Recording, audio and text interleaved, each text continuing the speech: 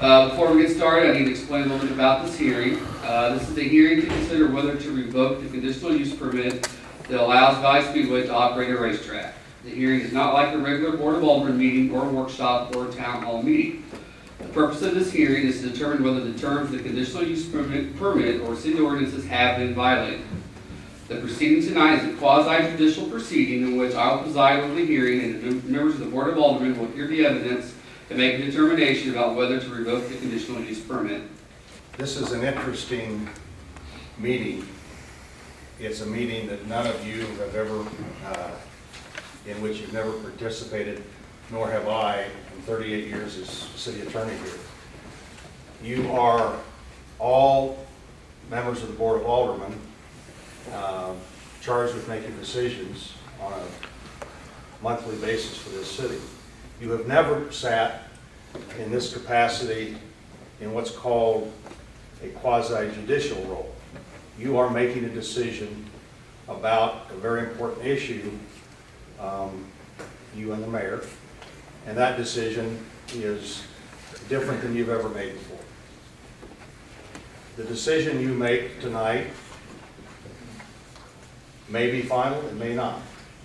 But the first step in the process, in the legal process, to determine whether or not the conditional use permit issued under which Mr. Shrout, and I'm going to probably refer to Mr. Shrout by Mr. Shrout as opposed to Valley Speedway or Impact Motorsports, which is a legal entity. You'll see Valley Speedway in the minutes and so forth, but I'll probably refer to the operator as Mr. Shrout. So you are going to be deciding the issue tonight, and that is whether or not to revoke the permit. Now, that issue is, in my opinion, very simple. It is a decision you have to make looking at the evidence, listening to the testimony, looking at the exhibits, applying your common sense, and it's no different than any other law in this city. It is a rule, it is a regulation. This case is not about, let me say what it's not about.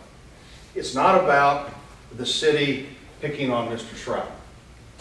It's not about David versus Goliath. It's not about big government trying to tell people how to do things. It's not about trying to terminate somebody's business. It's not about any of those things. It is about what does the conditional use permit under which Mr. Shrout has operated and the predecessor to Mr. Shrout since 2003, it is about compliance. And it is no different, if you want to draw it down to, when you listen to the evidence, it's no different than if I were standing before a court or another tribunal saying we ought to enforce speed limits, or we ought to enforce liquor laws, or we ought to enforce business licenses. Those are all things that you and the city in different capacities are charged with doing. The difference is we've never had to do this before. In the first place, there aren't many conditional use permits in the city of Green Valley. Understand that the conditional use permit is kind of a different animal. It sets parameters for the operation and use of property that don't ordinarily exist, even within the zoning scheme. It says, okay, we recognize this particular use, racetrack. We're going to allow that to operate in our city. But if it operates, it's going to operate under these conditions and parameters. And those conditions are set forth in Ordinance 1619, which is the conditional use permit dated December 15, 2003. 5 years before Mr. Shrout purchased the property. And I will take you through with Mr. Ryan Hunt, who's the Assistant City Administrator and Director of Community Development. I will take you through briefly the history of how we got to where we are. This is not about surprise. This is not about Mr. Shrout not knowing what he was facing when he, A, purchased the property, and B, operated the property in violation of the conditional use permit. Everybody has known from the get-go that this conditional use permit was the document, the structure under which Mr. Shrout was operating. So what you will hear tonight is you will hear testimony from Mr. Hunt about what has happened. How many times has the city requested Mr. Shrout to comply and provide a sound study? How many times has he said, yes, I will, and didn't? You will hear evidence about the 2010 sound study that the city commissioned with some engineers, and they are Cook, Flat, and Strobel. Cook, like mine, Flat, F-L-A-T, and Strobel, S-T-R-O-B-E-L. You will hear and see, it's an evidence, that sound study. You will see that sound study which indicated that Mr. Shrout was not in compliance. There are two parts of the sound study, or two locations that bear particular scrutiny, and that is, how is the sound measured and from where is it measured? The ordinance requires, the zoning ordinance requires that measurement be from the property line. Now you're going to hear testimony from Mr. Shrout, from his engineer whom he hired and commissioned in May of 2014 to do a sound study. The first sound study that I think I have ever seen that Mr. Shrout commissioned. The first sound study he ever commissioned after receiving notice that the board intended to consider revocation. You will hear evidence from that particular engineer about how he measured the sound, from where he measured it, and his methodology of how he did it, with which the city takes issue. And we will explain that to you through, and Mr. Moore will call his witness, I will cross-examine him. You will have to determine how to receive that evidence. You will hear evidence from your chief of police, Aaron Ambrose, about the history of compliance by Mr. Shrout on providing notice of events, providing the traffic or fire lane study to both the chief and to the fire chief. And that's all the evidence you're going to hear from the city. At the conclusion of that evidence from the city, of course after direct testimony from Mr. Hunt, there'll be cross-examination. You are encouraged to, as the trier and finder of fact, to ask questions. And Mr. Kapke is the legal advisor for you. And there may be times tonight, I don't think many, but there may be times that there'll be objections. Mr. Moore and I have known each other for probably 35 years. We understand the nature of this proceeding. Although it is in the nature of a trial. It is as if we're in a courtroom. And we will certainly conduct ourselves accordingly. It's not going to be as stringent. You're not going to see me jumping up and down making objections, although I might want to from time to time. But we're going to try to present the evidence and give you as much as you can to make a decision.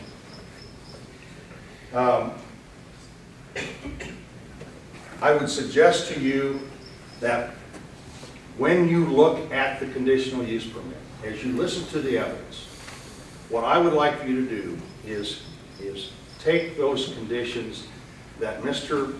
Shrout said he would follow. Look at those conditions. Listen to his testimony. Listen to how Mr. Hunt describes how Mr. Shrout did not follow them. And I submit to you that when you do that, and when you listen to the testimony, ask yourselves, has he done what he is required to do? Has he done what you, your predecessor, 2003, probably Mr. Scully, I don't know, you're probably the only one on the board then, I'm not sure, I lose track. But the Board of Aldermen that approved this said, here are the conditions. Ask yourselves as you listen to the evidence, has he done what he is required to do? Has he complied with the law, the conditional use permit, as required by every other business, every other individual in this city? And I submit to you, if you do, after you hear the evidence, you will move to revoke the conditional use permit. Finally, this case is not about what happens if. It's not about what happens if we revoke his permit. Or, conversely, it's not about what happens if we don't.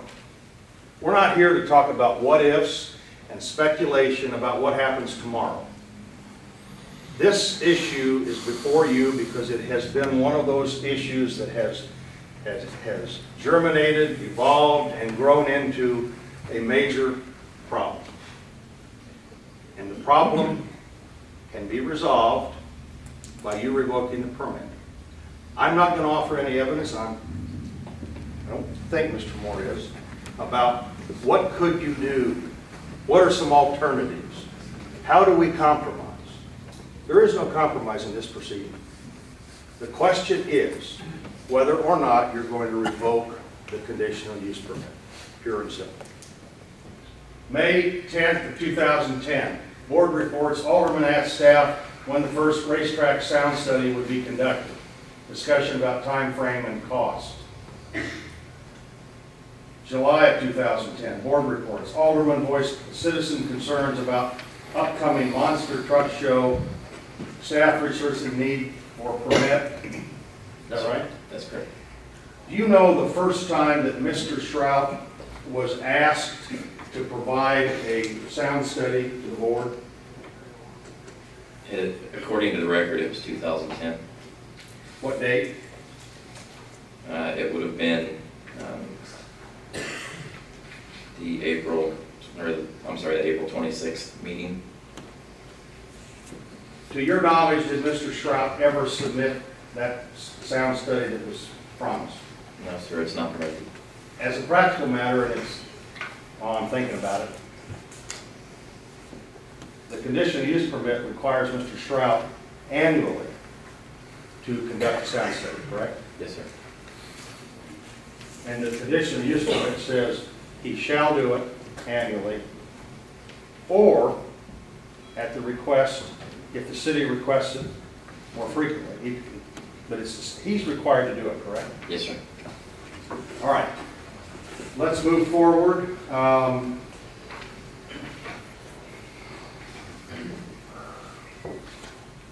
Did this, by the way, after Mr. Shrout said he was going to get a sound study commission, did he do that? No, sir. Did the city commission Cook, Flatt, and Strobel to do a sound study? Yes, sir. All right. And I'm looking at the entry under January 24, 2011. Would you pull that up?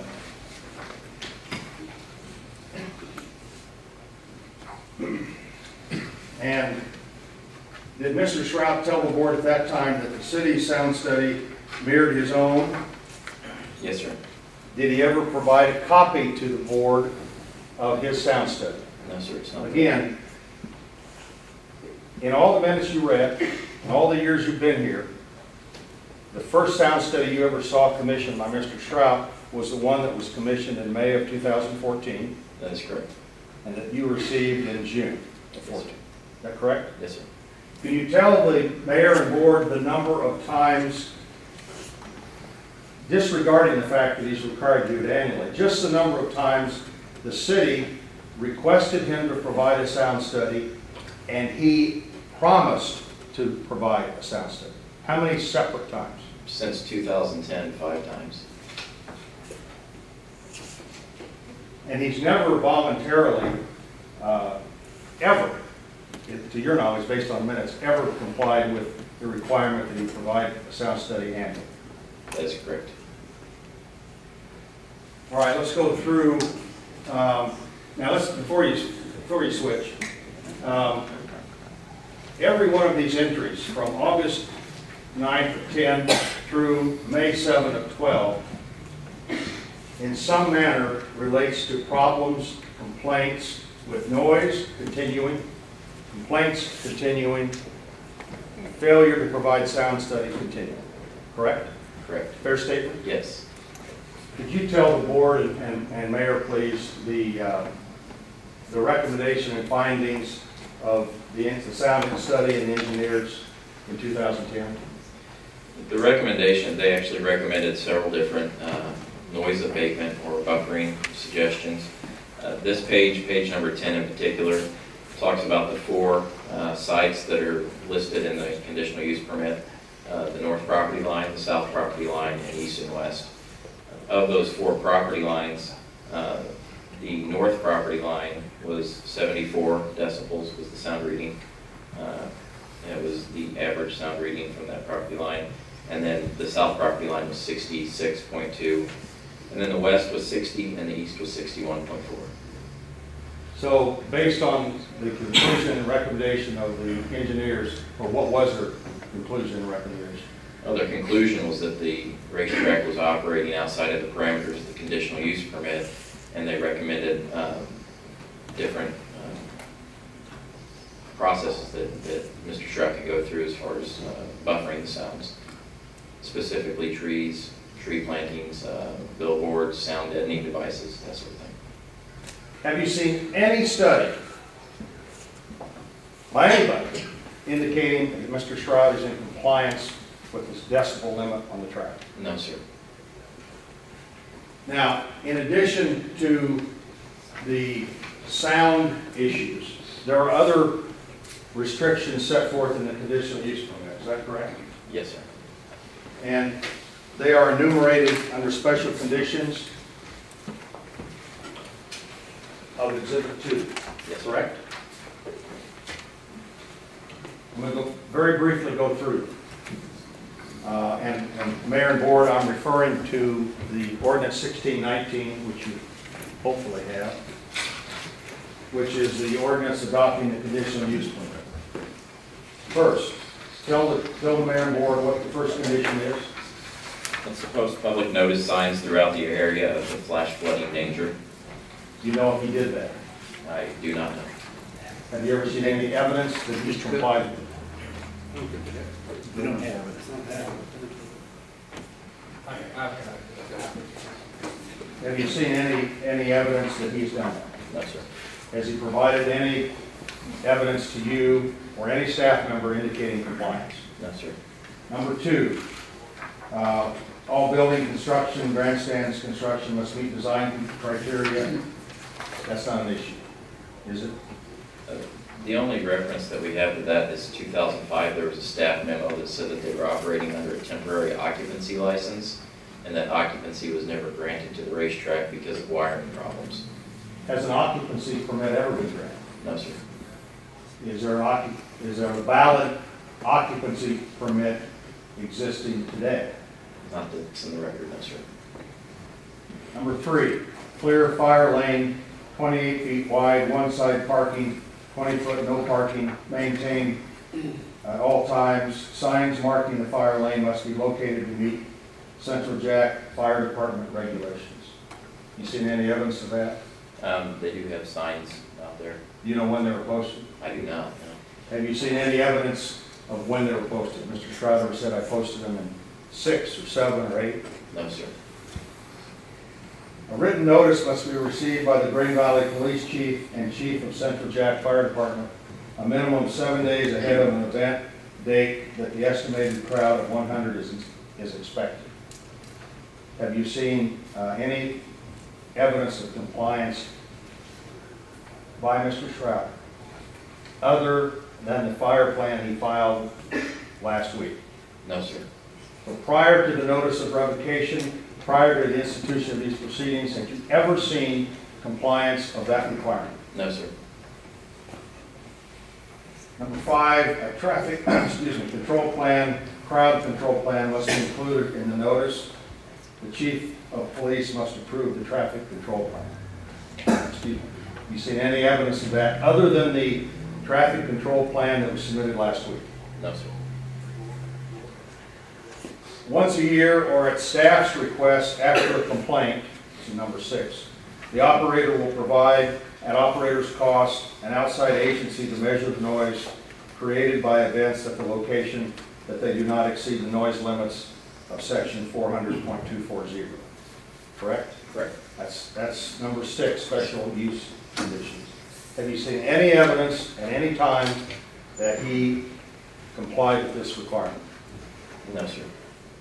In all fairness, except in 2014. Correct, yeah, the most recent submission. After we filed, or the board filed a notice of intent to revoke. Correct? You testified with respect to your opinion regarding the Cook, Flatten, and Strobel study.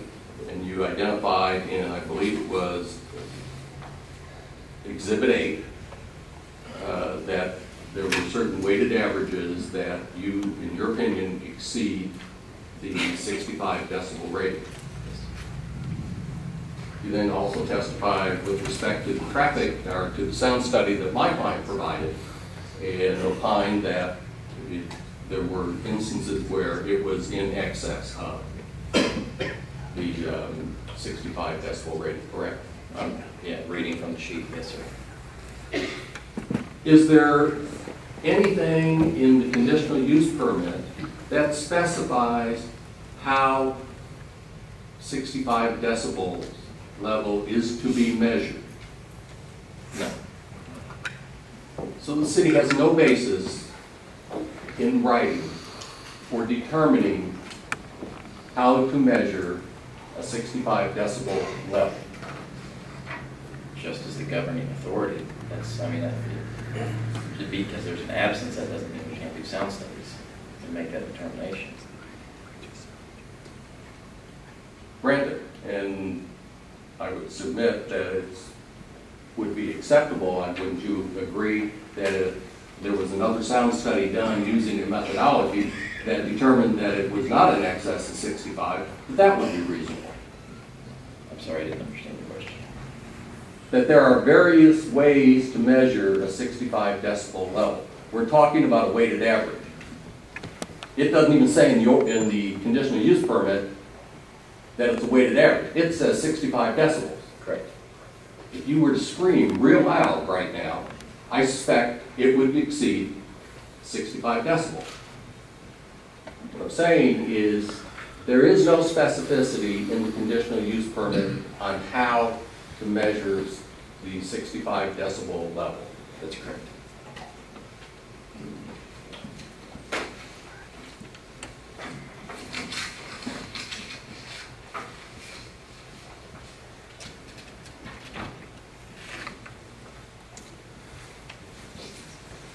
With respect to the two sound studies that were done and the locations that were selected, in both instances, isn't it correct to say that the city chose the locations for the placement of the meters?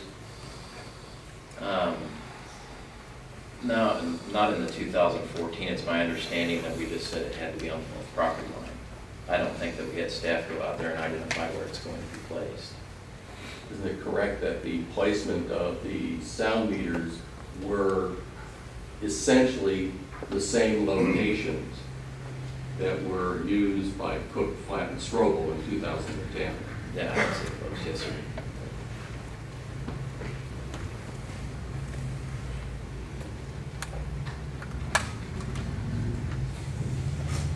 Thank you. I have no further questions. Mr. Hunt, I want to address a couple of the issues. It's interesting as I listen to the questions that somehow it's now the city's responsibility to ask Mr. Shrout to comply with a permit that he's supposed to comply in the first place. That's what Mr. Moore asked you. Did we ever ask him to comply?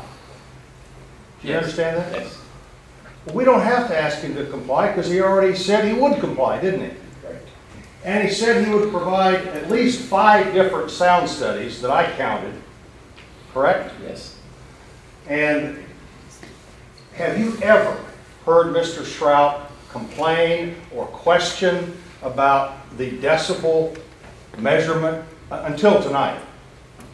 No. You ever heard that? No. 65 decibels measured at the property line. That's pretty clear, isn't it? Yes, and let me back up. Yes, I have heard him state in the past that he doesn't think that he can comply to that. No, I'm That's getting to what you're that. asking, That's my okay. next question. I'm talking about before he said he couldn't comply. Had you ever heard him say, wait a minute, I don't know how to measure this decibel? No. Or when he said, I'm going to give you a study, I wrote it down when I listened to the questions, when he says, in January 24, 2011, Shrout stated the city's sound study mirrored his own, but never provided a copy of his sound study. He said he would get it, never did. Correct. Did he come in and say, wait a minute, I don't like that sound study that Cook did, not me, Cook Flat, and I don't like the way he measured it. Or there's another way to measure it. Did he ever complain about that until his lawyer complained about it tonight? No. Now, let's go to what Mr. Shrout said. Have you ever heard Mr. Shrout publicly state, probably right there where you're sitting, that he could not comply with the decibel rate? You heard the testimony from Mr. Hunt regarding whether or not Mr. Shrout has complied with the requirements of the special use, the conditional use permit. Yes. A couple of those requirements directly involve you and the police department, is that correct? That's correct. And you heard me read them, I'm not going to read them again. But I'm going to ask you this. Prior to last Wednesday, I think that was July 1st, 2nd, had Mr. Shrout ever filed a traffic plan fire lanes as set forth on Exhibit 9? Not that I recall, Ever? ever. Are you aware of any compliance of written notice to you or the chief from the Central Jack Fire Department as required in the conditional use permit? A minimum of 7 days ahead of an event date that the estimated crowd of 100 is expected. Not that I recall. Well, you would recall that. I would think so. You've got a pretty good memory by my observation. And I asked you about the traffic control plan, crowd control plan, must be included in this notice. Have you ever seen anything like that? No, again, not that I recall. Now, you heard what I told the mayor and board. This isn't about Mr. Shrout, whether he is a good guy, bad guy, or police department chasing him around. It's about compliance. So for as long as you've been chief, and you've been chief not quite as long as, when did you become chief? 2002? All right, so this was passed in 3. So you've been the chief the entire time. Have you ever received from Mr. Shrout since 08 any indication of compliance for those requirements? That Those it particular requirements, not that I recall. Right. Now, I know you're going to be asked this, because Mr. Moore wanted you to sign a letter last week, didn't he? Yes? Yes, And let's talk about that. You were out talking to Mr. Shrout about a totally unrelated issue, correct? correct. What was that issue? It was an issue about an upcoming event that we have some concern about. Okay. Not directly at Mr. Shrout's property, but near. Had nothing to do with Mr. Shrout's property, correct? Correct.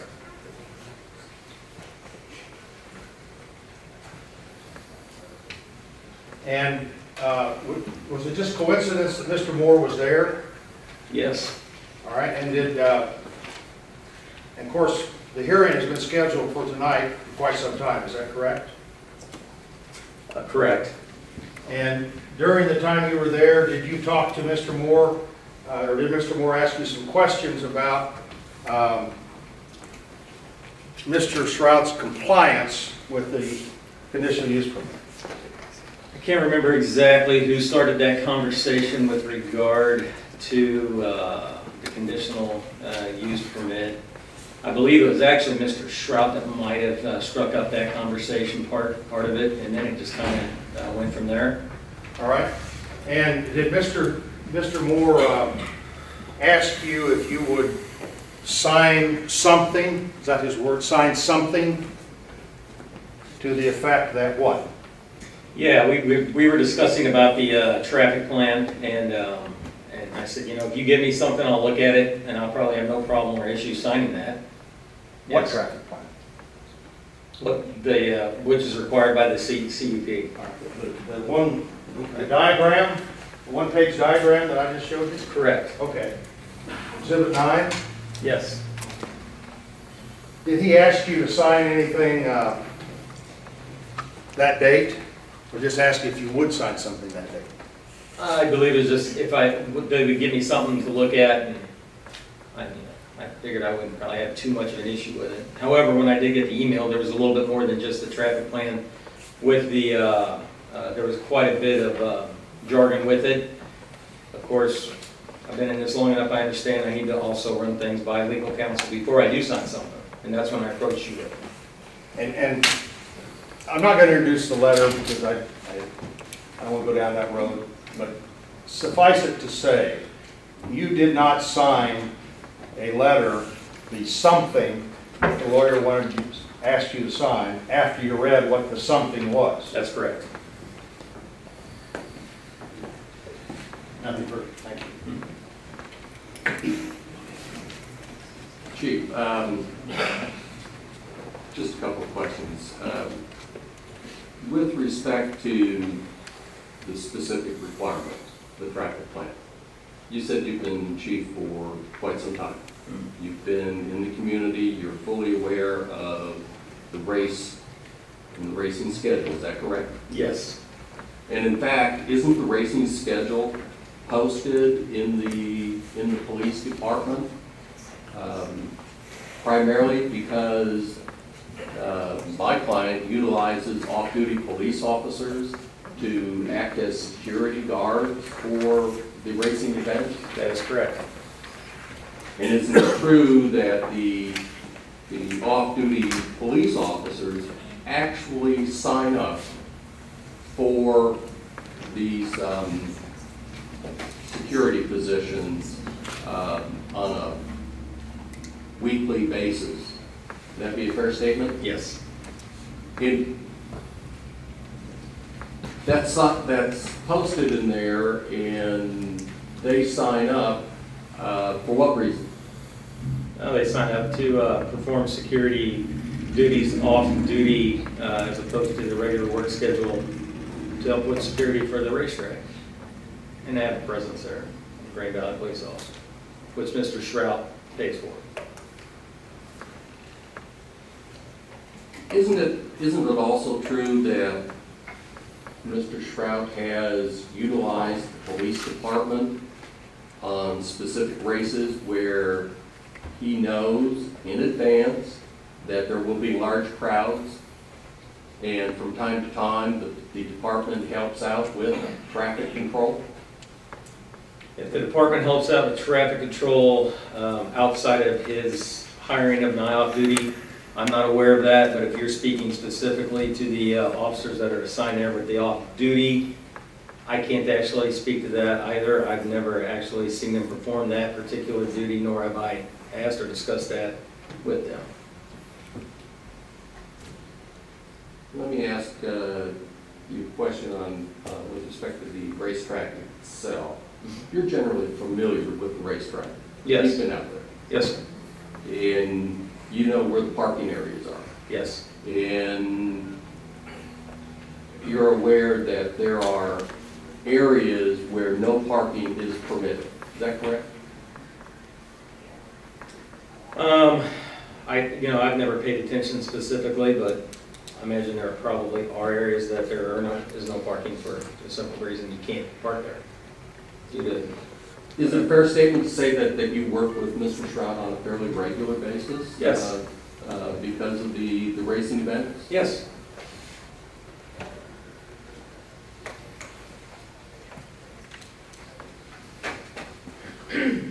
Have you ever notified Mr. Stroud in writing that he is in violation of the conditional use permit? No, I have not.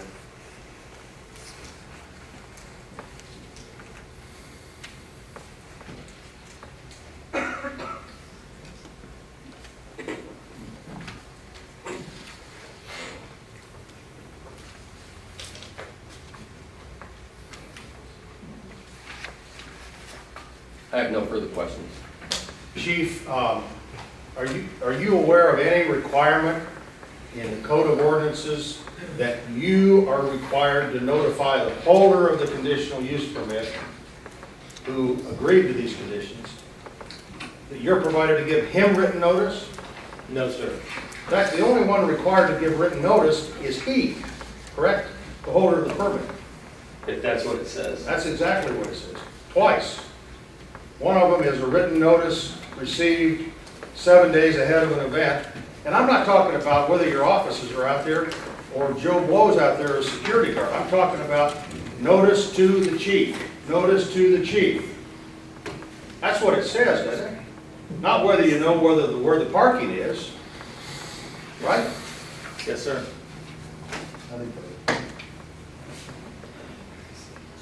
Chief, with respect to the racing events, I think you already testified that you're fully aware of when those races occur. Is that correct? Yes. And you always know from week to week when those races occur. Yes. No further questions. I'm going to have a few brief opening remarks, but I think it's important to point out that this is more than just technical issues that we're dealing with. We're dealing with the livelihood of an individual. And when you're dealing with the livelihood of an individual, it shouldn't be taken lightly or for granted. Now, you've heard testimony that there's been issues and disputes. But I think what we're going to be able to present to you tonight is evidence that shows that, in fact, Mr. Shrout has been in compliance with the conditions of the special use or the conditional use permit. We'll do that through testimony from Mr. Shrout himself. We'll also provide testimony from Jerry Lichtai, who is an owner of Management Strategies Group, who provided and presented the sound study that we've discussed already, that was performed in 2014, that my client commissioned and submitted to the city. It will demonstrate through his testimony that his conclusions are that my client is not in violation of the decibel levels that are set forth in your conditional use permit. Now you're going to hear, I'm sure, discussion about whether or not the methodology that was selected is a good methodology or an appropriate methodology. But I would submit to you that during the course of our presentation, you'll discover that, again, as we've already heard, there is no stated methodology for determining whether or not a particular event has exceeded or not exceeded 65 decibel level. I will submit to you that when we're dealing with issues of this nature, this revocation proceeding, that it is incumbent on the city. In fact, the city has a very heavy burden to follow to revoke a conditional use permit. It must be by clear and convincing evidence. And I believe we'll be able to show through testimony that we have compliance and that there is no clear and convincing evidence. Zoning ordinances such as this are in derogation of the common law. And as a result, whenever they're ambiguous, they have to be strictly construed in the favor of the property owner. And again, let's go back to the 65 decibel level that seems to be the primary focus here of this hearing tonight, and how you measure 65 decibels. I would submit to you that we'll be able to demonstrate that we have a reasonable methodology that was followed with the conclusion that it does not exceed 65 decibel level, and therefore, I think we'll be able to demonstrate to you, and hopefully you will accept the fact that because of the stringent requirement imposed on a city in going through these procedures, that you will find in our client's favor.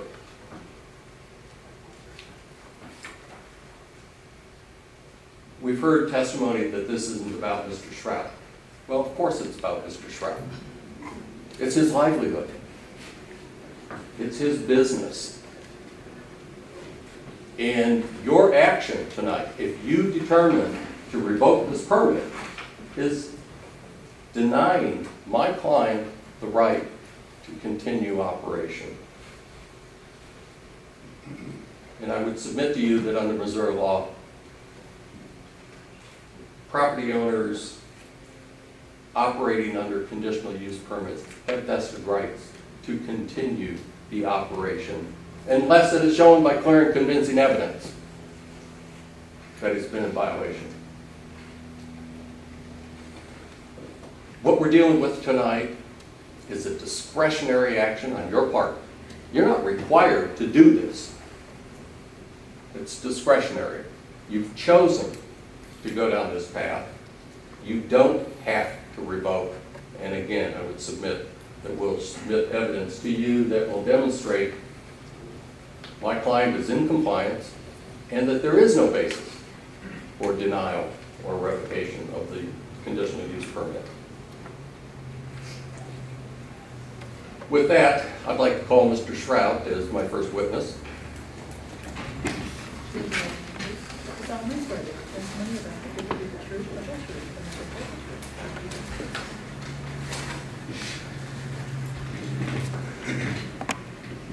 Mr. Shroud, would you tell us what your business occupation is? I own a motorsport facility in Grand Valley, Missouri. And how long have you owned the Valley Speedway? I purchased it in 2008. When you purchased it, was there a conditional use permit in place at the time? Yes, there was. When you purchased it, were you ever advised that the prior owner had been in violation? You know, as a matter of fact, I had a couple of meetings with the city before I purchased it to see what issues there might be. And one of the issues I was told about was there was a water meter out there that was shared by the football field and myself, and I was told that I would have to purchase a $2,000 water meter. All this other stuff about the traffic plan and stuff. I am assuming that the prior owner had already filed that stuff. You know, it doesn't say that I have to file it every year. I mean, it is what it is. It hasn't changed. The traffic study hasn't changed. So if it was an issue, I would have thought they would notify me at the time. Just for a minute and finish up on photos. Mr. Shroud, what are we looking at here? That's the football complex just south of where the sand drag area is. And that's 40 highway, old 40 highway, that road you see right there. That's not your entrance, is it? No, that's the entrance to the football fields, football soccer fields. I think it's kind of a multi-use type of place. And this property is owned by the city? I'm assuming it is, yes. Okay. It's used for the athletic fields? Yes.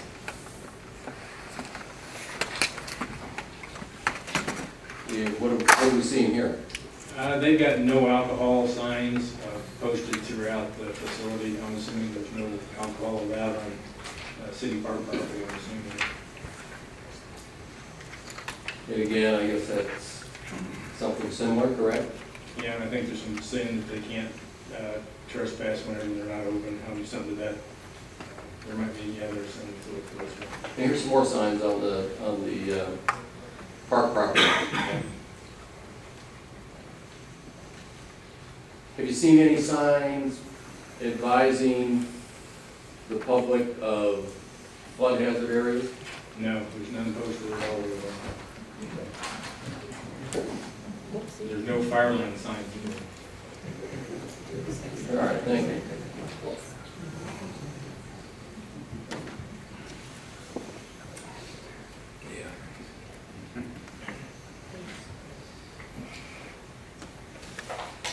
Mr. Trout, let's talk a little bit about the races itself, the racing events. How often do you run races? Every Saturday, and then I think we have 5 special events this year. I think 2 Wednesdays and 1 Thursday and 2 Fridays, I think. What's the special event? Oh, it's a touring group that comes in. Whenever you do a touring event, a lot of times, if you want to do those events, they give you a date that is available, and either you take it or you don't have one. So those events, a lot of times, are during the week, because it's tough to get a date on some of those big events. And they come from out of town, and they come from all over the country, and they come to those special events. Do you have good attendance at those? Yes, yes we do. Generally, what months are you running your races? Racing starts in April, and usually we wrap it up by the end of September. We've went into October a few times. Depends on the weather, but usually we're wrapped up by the end of September. And on your races, generally, the races are run on what days? Saturday evening. Saturday evening? Yeah, the pits open at 4, and we try to be finished up. We have a curfew, a self-imposed curfew of 11 o'clock. At 11 o'clock, we're done. Checkered flag comes out, whether we're finished racing or not. We try to be done by 10. I think this year we went past 10 o'clock maybe 3 times, and most of the time we're done by 9:30.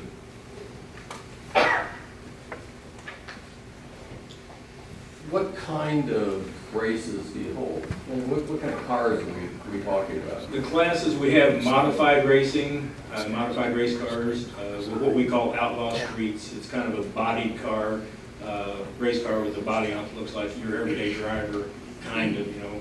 And then we have a dirt demon class that is a front-wheel drive, 4-cylinder car.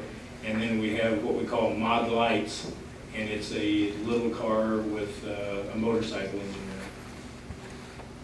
And that's our weekly racing. Our special events, we do A-mods and a couple other classes, and sprint cars. I think 3 times this year we had sprint cars out there. I think you indicated at one time that with respect to the races, that there's a kind of an order now that you use for when these particular cars run. Yeah, last year we started picking one of our quieter classes to run last, no matter what time we get done, just to, again, to keep the sound down. Some people go to bed earlier, so we tried to come up with a quieter group of cars. We always run the quietest cars at the very last race, so if we do get close to the 11 o'clock curfew, it's a quieter sound rather than having the louder cars out there. But again, even with quieter cars, 11 o'clock, we're done. When did you start doing that? The 11 o'clock? Running the quieter cars. Probably 2 years ago. We started running the quiet cars last. And the curfew's always been in place. I mean, it's there since I've had it. It's maybe 2 years ago. I think Cook Flat Strobel study was done in 2010. Correct. So it was sometime after Cook. Yeah, it was after the study, correct. Okay. And was that done as a result of the recommendations that were made in the study? They didn't specifically recommend that. We just did it as an attempt to try to be a good neighbor. I mean, they can say what they want to about us, but we've tried to be in a situation where to do what we can do, to be as quiet as we can. How many people show up at your races? Anywhere from, say, again, if you count the pits, the people that are in the pits, that go to the pits and the pit crew, I'd say 500 to 600 on the low end, and then on the high end, 1,500. These are all people that are coming from Grain Valley? No, they come from around the area. I mean, we get a lot of Grain Valley residents. We have a pretty good following on our Facebook page from Grain Valley. You can kind of tell where they're from on Facebook, so we have a good following from people in Grain Valley. But you've got fans outside of the community? Yeah, if you go out of town and you go to just about anywhere you want, if you mention Grain Valley, it's known to be as a racetrack town. I'll guarantee you, if you say Grain Valley out of town, there's, oh yeah, there's a racetrack there. We come down there. I got friends who live there, so.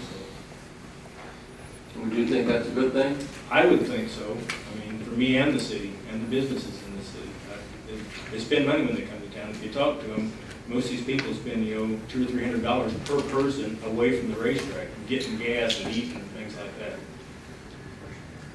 So it'd be safe to say you're a pretty good economic generator for the city of Grain Valley.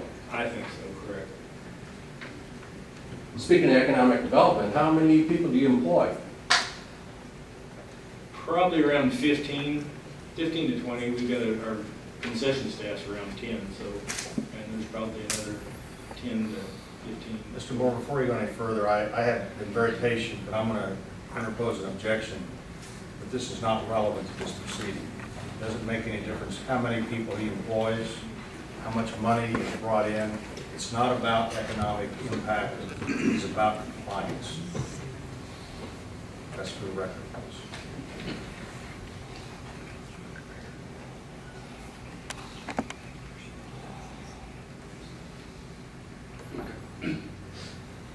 I've been advised that I'm supposed to go ahead and hear the evidence, correct? Okay. Yeah.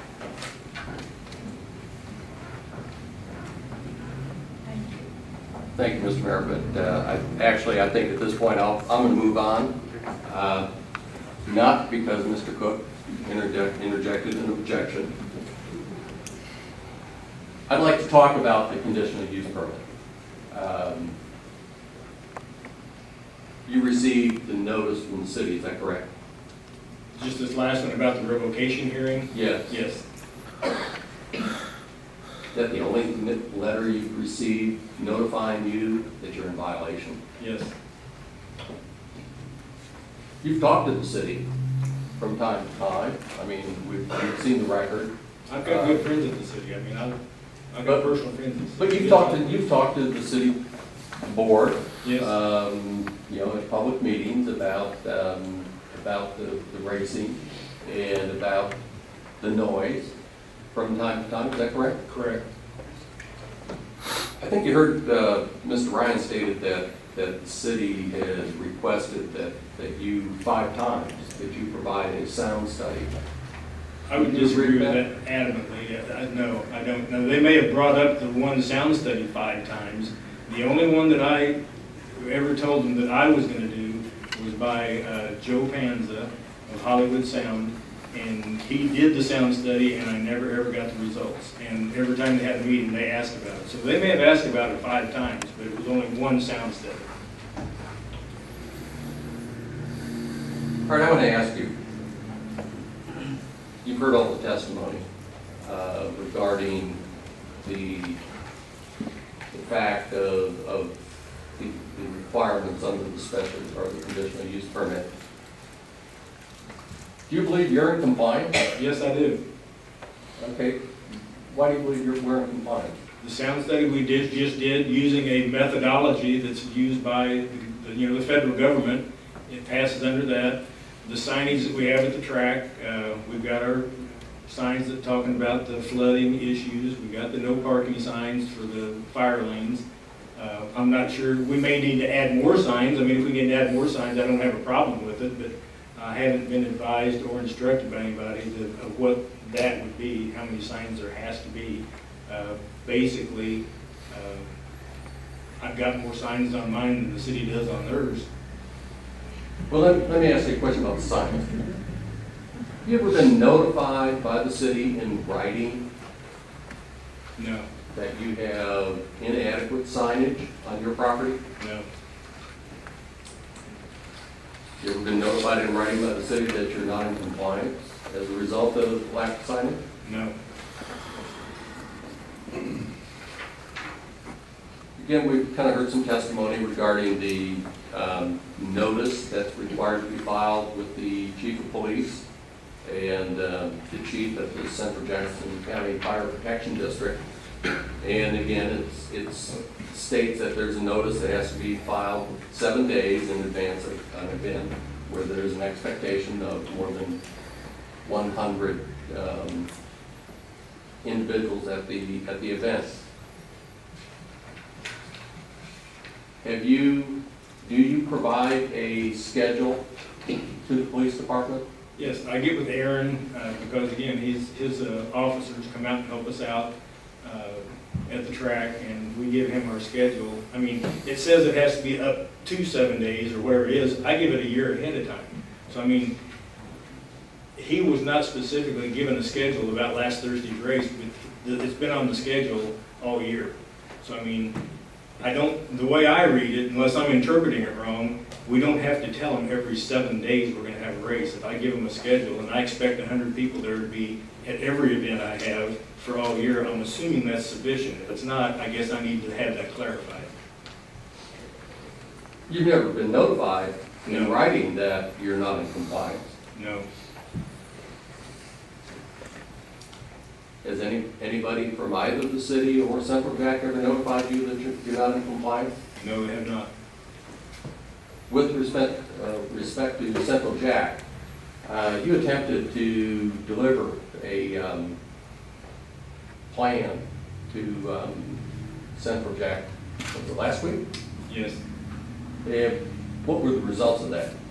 Well, just, again, I would like to bring, we gave the thing to Aaron, because we had talked to him. I don't know what the letter says, so evidently there's something Aaron saw in it that he was concerned about. But, he's been very good to work with. And, whenever I went out to the fire department, again, we have tried to file these things to get in compliance. I'm not sure why they refused to take them, but they told me that they had nothing to do with the conditional use permit, had nothing to do with anything involved with the special use permit, and I asked them if I could at least just leave it with them to look at, and they told me no, that I couldn't leave it. Special events we've done is where the VIPs have come out and help park cars and help with the parking.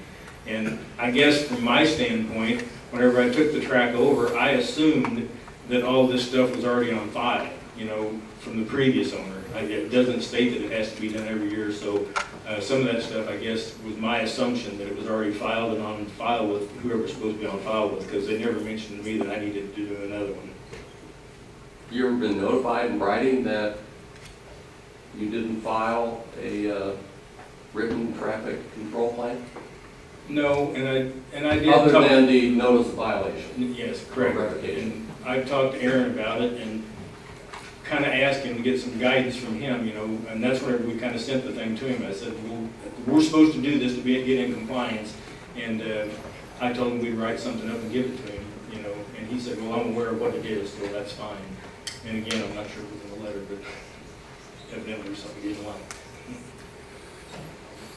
But again, you believe that you have been working with the police department continuously to deal with the flow of traffic for events. Correct. I mean, more than the flow of traffic, the safety issue with our fans.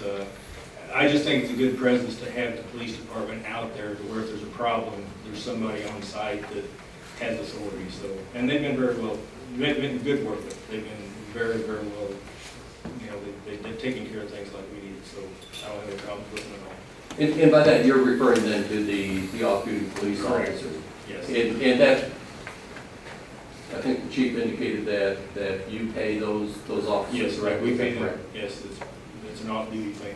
We deal directly with the policemen. Okay. And in the event of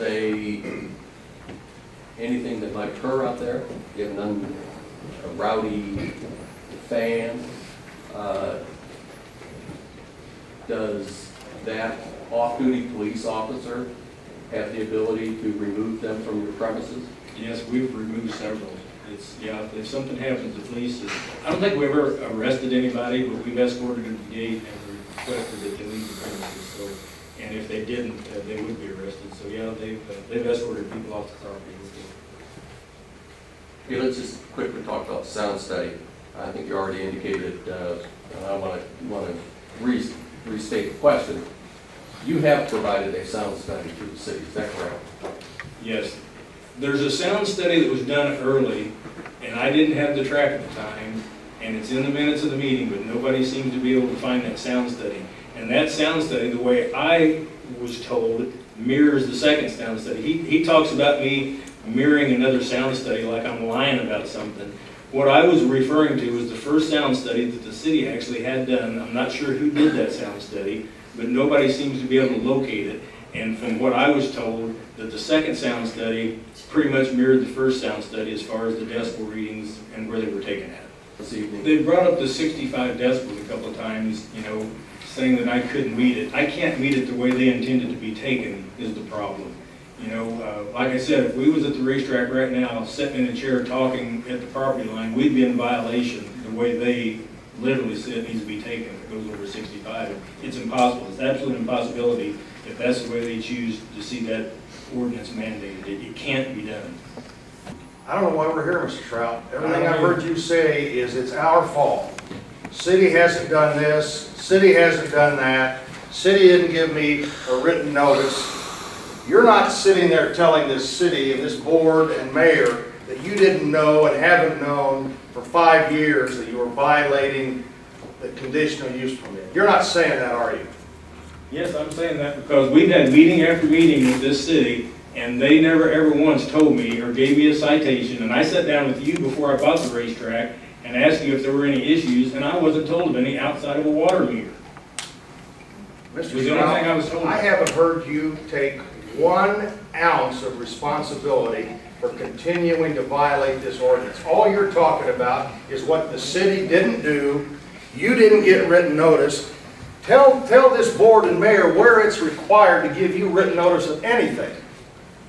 If I drove my car through Green Valley at over the speed limit, could the state revoke my driver's license without a proper hearing? No, but I'll tell and you without one a thing. ticket? Have I ever had a ticket? It'll give you a ticket for violating the speed limit, and I'll take you to court, because I don't have to give you notice and say, Mr. Trout, slow down. But you can't revoke my license without giving me a You ticket. do it enough times I can. Okay, you're the attorney, not me.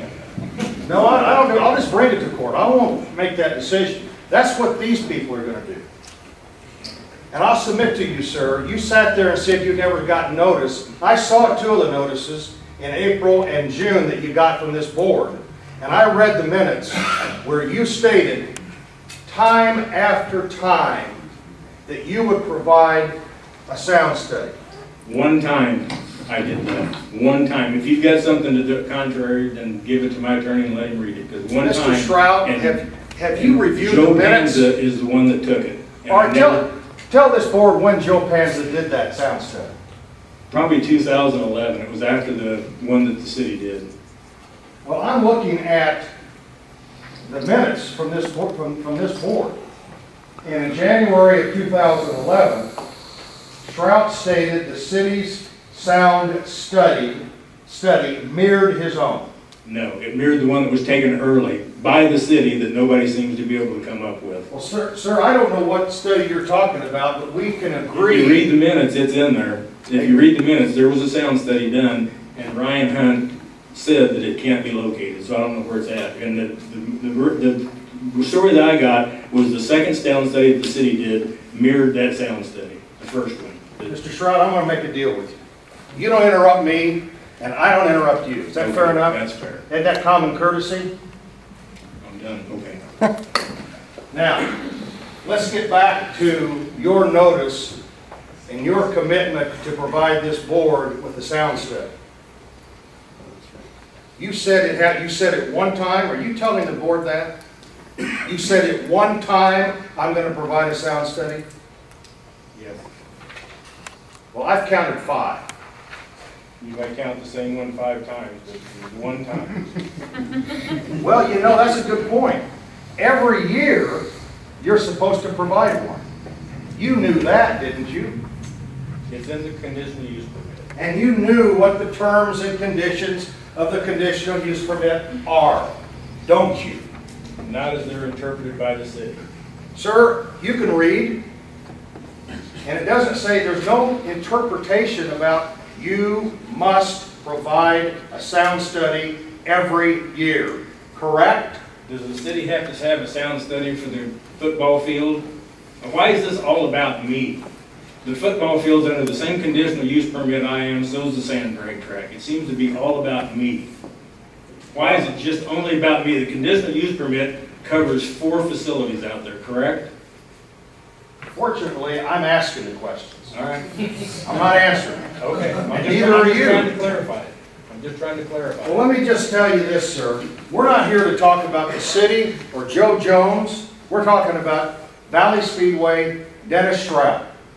That we're talking about a conditional use permit. You said this wasn't about Dennis Stroud. It's about a conditional use permit.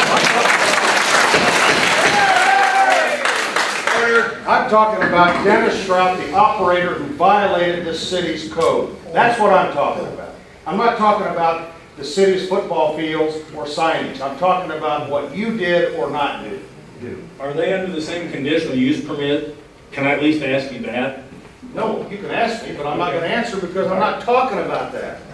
We're It's talking not about conditional use permit, aren't we? Mr. Stroud, it's what you have done as the holder of the permit. That's what we're talking about. The permit covers 4 facilities. It's not just about me. Apparently it isn't. That's what you would want this board to believe. It's How about, can it be taken any other way? Does the conditional use permit cover all 4 facilities? it covers your operation and what goes on in that area. Now, let's keep with the questions, Mr. Trout. Okay. When you told this board,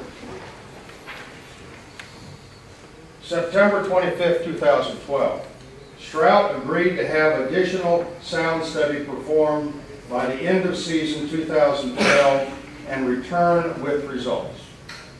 Did you do that? That's probably the one that Joe Bamsey took and I never received. You said that he did that in 2011. I said I thought it was 2011. So it wasn't 2011. That would be my guess, correct. Even, let's assume it was Bamsey. The point is, you told the board you'd come back with a sound study. You didn't, correct? Correct. You told the board February of 11, you would contact the city to participate in the testing of new mufflers. Never contacted. Did you ever contact the city to talk to them about the testing of new mufflers? We talked to the city about mufflers numerous times. Did I specifically invite them out? No, probably not. March 25th, 2013. Board requested a workshop to discuss result of city sound study versus Strout's independent sound study. Strout was not prepared to discuss findings and requested an extension to mid-April. That was 2013. Did you ever provide a sound study in 2013? No. Mr. Strout, you testified that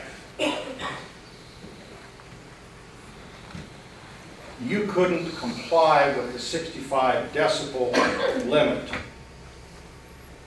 because if someone were standing at your property line talking at 65 decibels, they would violate the limit, correct? Yes. And on its face, if that occurred, that sound, that noise, whatever it is, whether it's from a race car, zoom, zoom, zoom, or yelling, or crowd noise, that violates the ordinance, doesn't it? No. Not the way we take it. Well, I understand what you're saying. I went through the minutes. Ryan Hunt went through the minutes and testified. I didn't see one time that you ever came before this board, at any time, in the last 5 years since you've been the owner, or 6 now, and complained to this board about decibel measurements, or I can't comply. Yeah, I have. Did you ever ask them? I told the board and you that decibel reading could not be met. And the reason I never said anything before then was because I'm not a sound study guy. Whenever Strobel did their sound study, I talked to their guy, and he told me that you needed to do the time-weighted average. The way he did it, it was not done properly. And that's whenever I got a hold of Mr. Lichtai and said, okay, how does this need to be taken? What's the criteria of how this needs to be done using the time-weighted average? And this is what we came up with using the government guidelines. I would agree, this is what you came up with. And you came up with it to try to show that you've been in compliance. But my question to you is, you never came before this board, or the Plan Commission, or the Citizens Commission, and ever mentioned the fact that the measurement of 65 decibels was ever a problem, did you? Yes, numerous When? times. When did you once state that? Every time I came up here, I said the 65 decibels is impossible to meet. There's no way it can be met.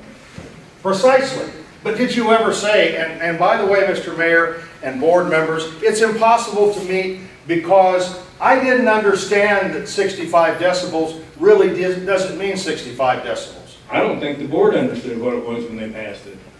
Well, sir, I would imagine, I kind of thought you might say something like that.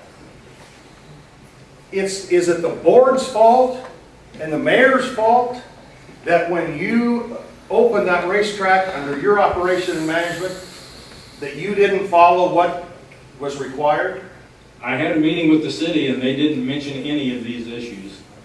I would have thought that whenever we had those meetings, that if there was problems, they would have been brought up.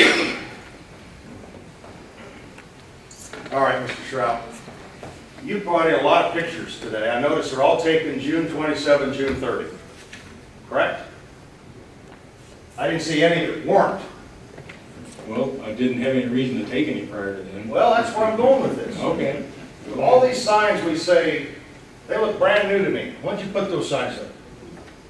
We added signs probably 2 weeks ago, 3 weeks ago. 2 weeks or 3 weeks ago. Well, where are the pictures that you have showing that you were in compliance with the signage in 10, 11, 12, 13? Where's your pictures that I'm not? You're the one that has to prove compliance. They were. That one picture where you're coming in the track, one of the first ones, it showed one of the original signs. It was there whenever I bought the track. There was a sign up that said flooding during high water. That sign did fall down, you know, so yes. Are you telling this board, Mr. Shrout, that you didn't think you had to comply with this use permit because the prior owner had done it, so you didn't think you needed to do it? No, I thought that we probably was in compliance because we were doing what the city was doing on their property. If it was that important, that probably there would be signs, you know, we had signs up, maybe not to the extent of where they all needed to be, and I still don't have a clarification on how many there needs to be up. Mr. Shrout, apparently you and I aren't going to agree on too much tonight, are we? We agree on that. But I think we can agree on one thing, that you have never told Central Jack what you were required to tell the fire department under the conditional use permit. I went out there to try to get in compliance after all this came about, and they told me they knew nothing about a conditional use permit and their involvement in it. I went out there to see where these signs needed to be to give him the traffic thing that the same one we gave Aaron. You're kind of crucifying me, telling me on one hand that we haven't done nothing. Whenever we do try it, I'm not quite sure what your point is. Yeah, that was the first time I've been out there. But you know, Eddie's been at every one of these meetings. He knew what the schedule was, but did I formally give it to him? No. We've had meeting after meeting, and we gave him what our schedule was. And granted, it wasn't done, I guess, in the formal criteria that it's supposed to be done. But everybody knows when we race. Well, I don't know about that, but you just said that you weren't in compliance. You tried to get in compliance.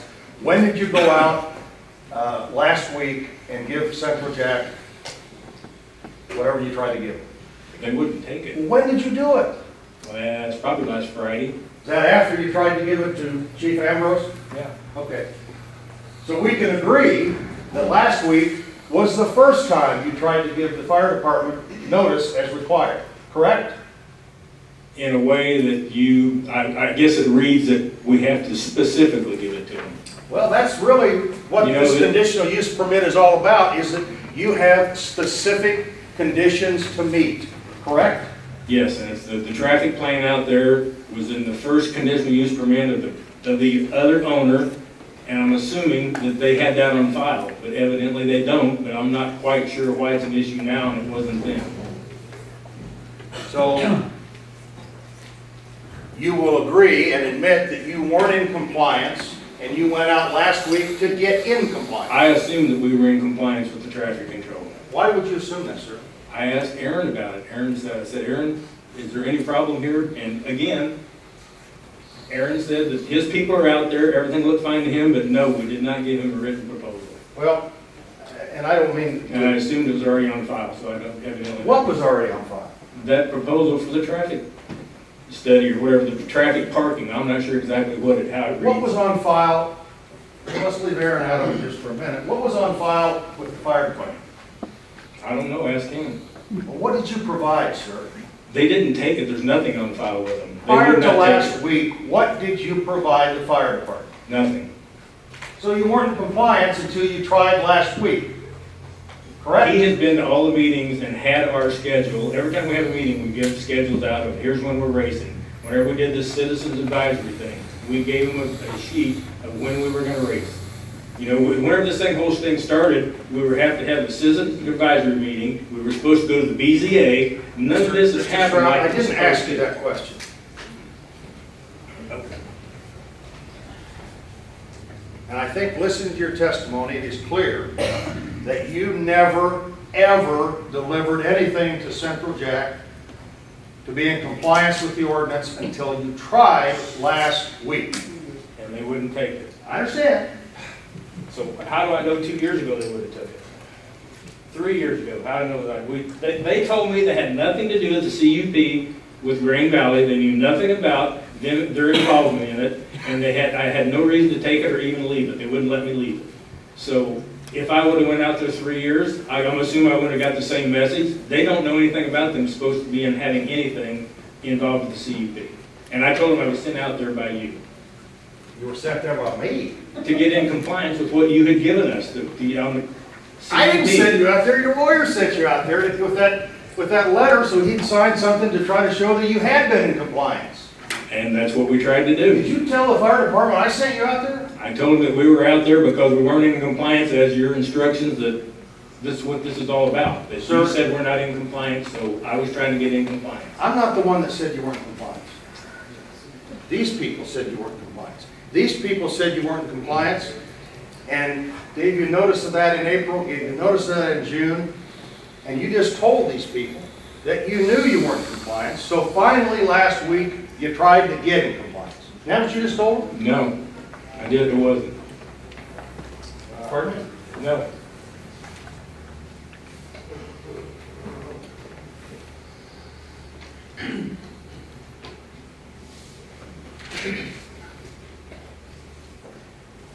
Would you tell the mayor and board approximately how many meetings, public, zoning, committee, workshop, you've attended personally to work with this board and this mayor to try to resolve your non-compliance? How many? No idea, I mean. More than 15? No, More than 20? no. Less than 10? I would guess less than 10. And how many times have you stood before this body and told this body, I can't comply with the decibel limit of 65 decibels? Probably 3 or 4. Whenever I finally figured out that I couldn't do it, after I went to all this trouble and trying to come up with it, and talking to different people that knew something about sound ordinances and said it's impossible to get there. When you finally figured that out, you mean when your engineer finally came up with No, a method? when your engineer, I figured it out whenever your engineer did the study, Strobel, 2010? yes. You knew something was amiss in 2010 according to you, and you didn't ever come to this board and say, hey, look at this study, something's wrong with this. Why didn't you do that? I think I did, but evidently you don't agree, so. It's not me that's agreeing, it's Mr. Hunt who did the review of the minutes. And I'll submit to you, there's not one shred, not one comment from Dennis Strout about methodology, impossibility, something's wrong with the Cook-Strobel study, until tonight. I would disagree with that. I would assume you would. Nothing further. Mr. Moore? Mr. Stroud, again, I want to ask you, have you ever received any written notification No, from the city that you are not in compliance? no, You've had discussions, you've talked about a variety of issues with the city from time to time, going back to 2008. Is that correct? correct. And they've talked about noise. They've talked about concerns expressed by citizens, some citizens, regarding sound levels, correct? Correct. But has the city ever said in writing to you, you're in violation? No, as a matter of fact, the city requested that we get together and try to come up with some compromises. We submitted a compromise to the city that we had put together to try to come up with something that would, I guess, bypass this whole issue here, and they never even responded to it. They didn't even respond to what we sent.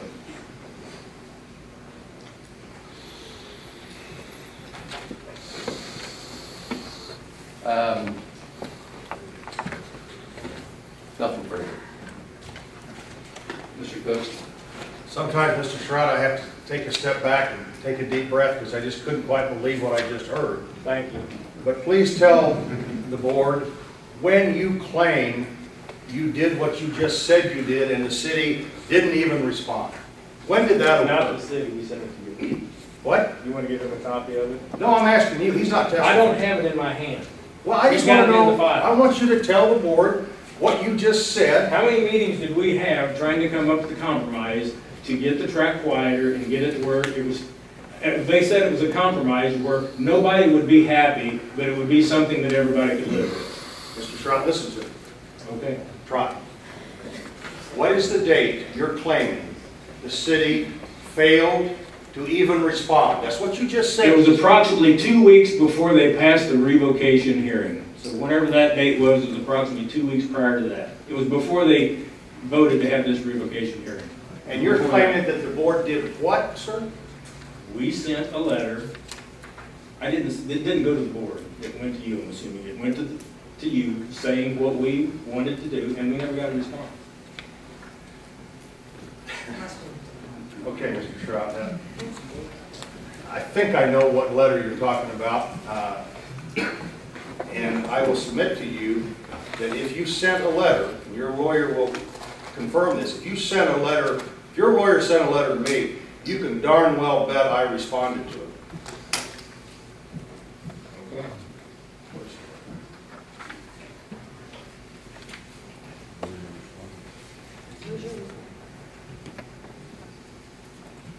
Are you referring by chance to the letter from your lawyer where he refers to on February 24th, 2014, we sent a letter to you concerning the Valley Speedway? I don't know that. I don't know what you mean. I'm going to mark this as Cities 12 and ask you if this is the letter, start right there, that you're claiming the city ignored. No, this doesn't look like what I saw. Well, why don't you, can we take a break, Your Honor? I want to get this letter. Yeah, I think 5-minute recess. What letter are you talking about? Whether you understood me or not, you told this board that you tried to send the city a compromise and the city wouldn't even respond. And that was not a true statement, was it?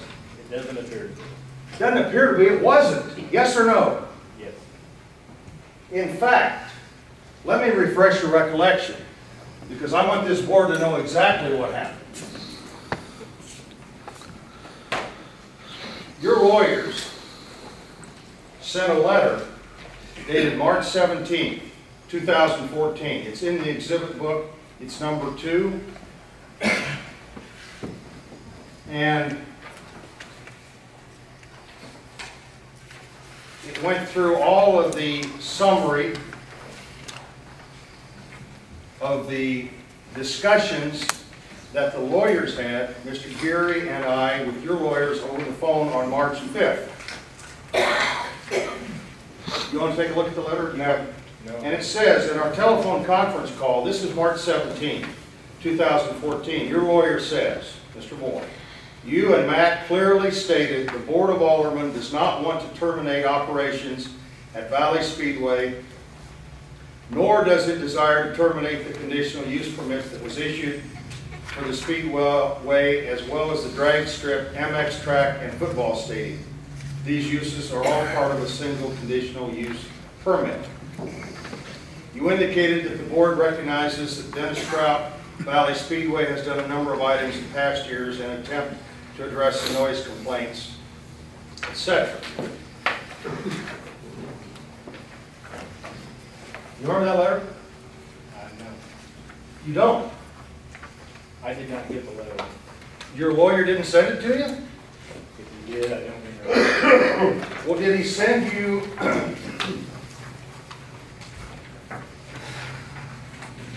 And I'm not going to read the whole letter because it's an exhibit, the board can read it.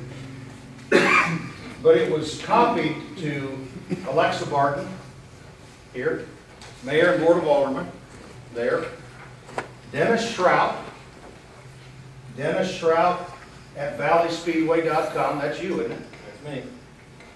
And Patricia Jensen, that's Mr. Moore's associate. So your lawyer did send the letter to you, didn't he? Evidently. Okay. And in that letter, you stated, it goes on to say, me, stated that the board is appreciative of those measures. Now, here's the response that you said we didn't make. And your letter was sent by your lawyer to me March 17, St. Patrick's Day. March 18, I responded. As oftentimes occurs, the devil is in the detail, and the words used can cause upset and confusion. This is precisely what has happened with your, quote, summary, quote, close quote, of our meeting March 5th, 2014.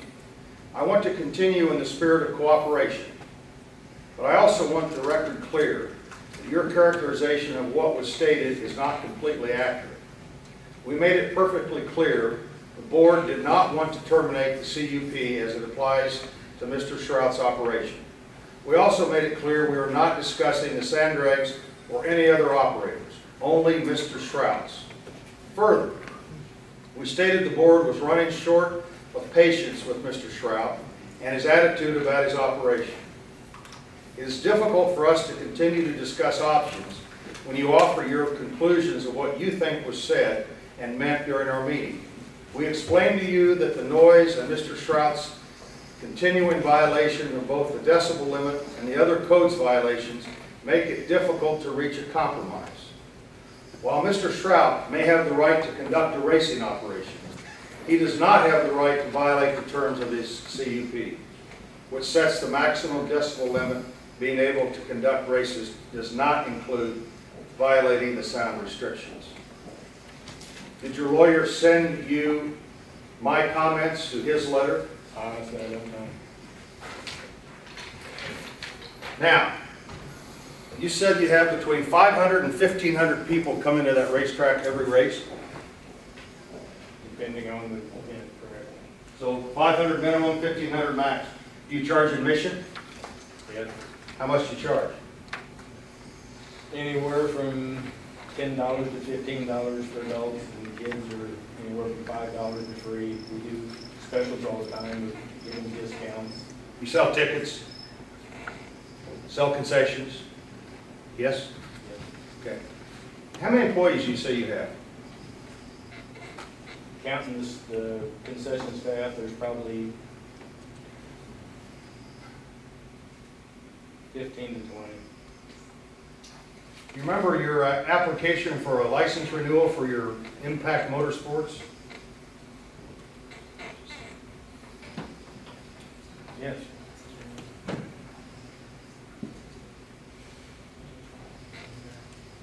going to hand you what's been marked as cities,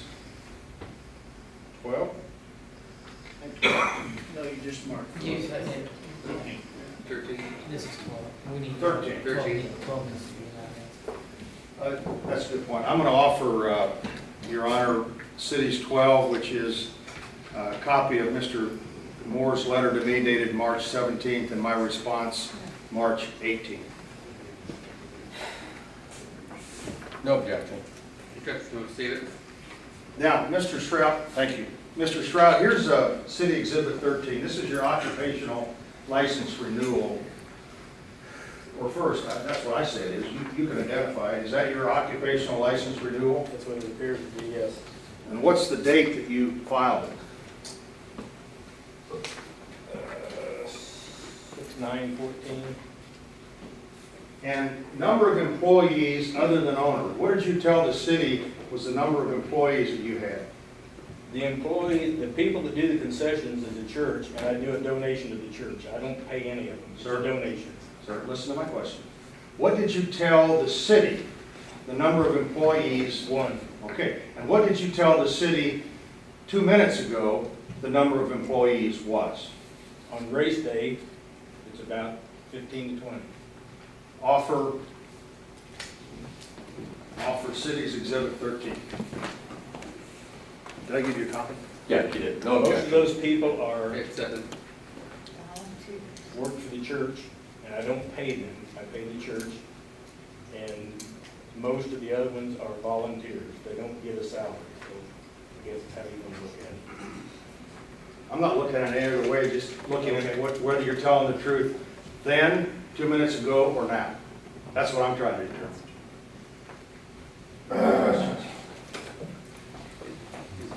Nothing further. Okay. The board have any questions for Mr. Stroud? Are you inspected annually by the fire department I think they've been out once, in 5 years? I think, yeah. Have they Been out ever, last fall, I think. have they ever given you any reason to believe they wanted your schedule? Do what? I'm sorry. Did they give you any reason to believe they wanted your schedule? No. Have you been inspected by the city? Not that I know of. I mean, as far as the city coming out, I get an inspection from like the health department and stuff like that, but I wonder if anyone came out and said anything to you about a need for more signage or? no, no. Okay. Okay. Anyone else have any questions? Okay, I have a couple. Mr. Stroud, has the entrance you have currently, has that always been the entrance that you've had, or have you changed the entrance? It's been there since the inception of the racetrack. Okay. Can't remember if that was your entrance or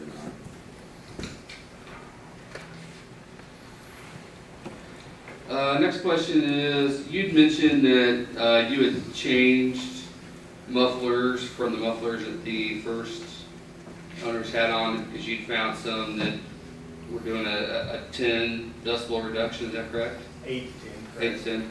Are there mufflers out there that you know of that do more than the 8 to 10 Not reduction? Not that I know of. I call these muffler places all the time, and what is out there right now is the best we've come up with in today's market. Okay. Also, would it be fair to say that you've not been given a written notice from the city prior to this revocation hearing because yourself and the city, we were working together to try to find a solution to this issue that didn't involve citing you or fining you or revoking your permit up to this point? Would that be fair to say? I would guess that yes, we were trying to work a compromise that would work for everybody, so that would be an assumption that I would do. We are a consulting firm in environmental safety, DOT, mine safety. We work with a wide variety of organizations here locally and nationally. And as part of that, do you perform sound studies? Probably in my 42 years of doing what I do, I've probably performed several thousand noise studies. Were you engaged by Mr. Strout to conduct a sound study at the Valley Speedway dates of May 16, 17? Yes, it was.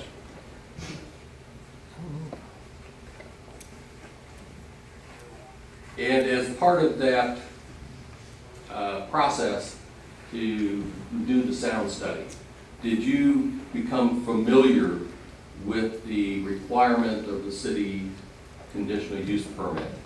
What I was able to find out, the conditional use permit had a statement of 65 decibels.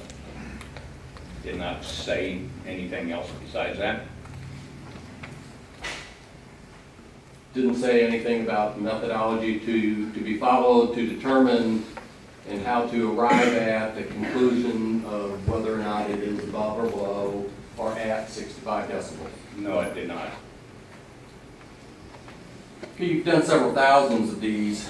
In this instance, given the fact that you were charged with the responsibility for conducting the sound study for the Valley Speedway to determine where it's noise registered with respect to the conditional use permit, what criteria did you use, or did you determine to use, to provide or perform the measurement of the sound? Whenever you're doing an environmental study, they're a little bit different than a, say, industrial study like in a manufacturing setting. I typically would defer or reuse the EPA guidelines, the Federal Highway Commission, and in this instance, I also used HUD. And when you say HUD, I mean, you're talking about the Housing and Urban Development? Yes. Okay, and specifically, what standard of measurement are you referring to? You're doing a time-weighted average using the noise dosimeters. The seat peak level that you see up there a while ago on that one chart, that's more or less a instantaneous reading that would last for approximately 1 second. Things that last, based on the study that I did, things that would last approximately a minute in length that exceeded 60 decibels would be recorded. Is this the chart you're referring to? Yes, that is the summary chart found in the Appendix 1. And we're specifically now referring to the environmental noise survey that is our exhibit number 35. Yes.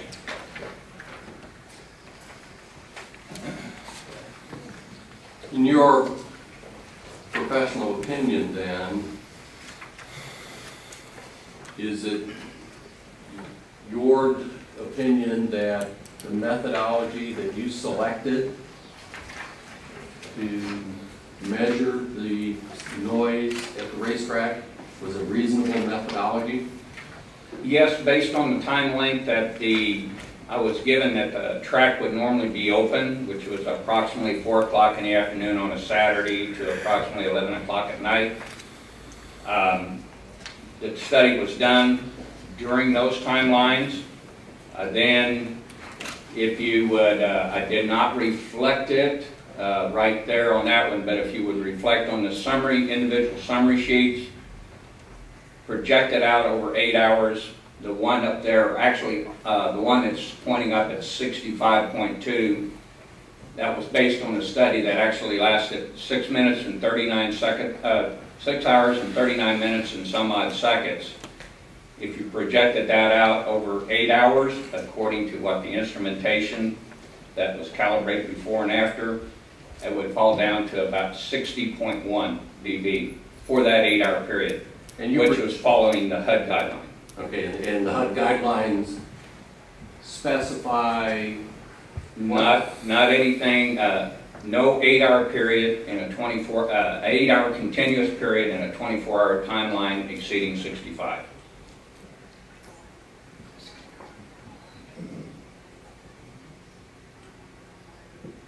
So, based on the criteria that you use, for measuring sound. The chart that we have up on the wall, which is a page from your study, would you tell us what the results are on the column at the far right on May 17th? That, what you're looking at there on that chart, that is the average for the length of time the dosimeters were running. And so that was the average for that period. And so all the, whatever activity was going on, all summarized from the time I started the instrument until the time I shut the instrument off, that was the average for that period. And to use as a comparison, you did a measurement on May 16th, is that correct? That is correct. And is that reflected in this middle column? Yes. And the results of the study on May 16, did you follow the same methodology as on May 17? Yes. On Friday, which was the 16th, I had two gentlemen from the city of Green Valley accompany me. I put them in the location based on what they had remembered the cook, whatever, cook flats. Yeah. Based on where they said they had placed them, we placed them in the approximate same location. But unlike that previous study that lasted anywhere from 3 to 10 minutes on those, to get an actual example, we ran it for a longer period, which would be the approximate time that the operation of the racetrack would be going on. Okay, and when you refer to the Cook Flat Strobel study, again, you're referring to this summary chart of their results. Yes. Let's go back to your analysis.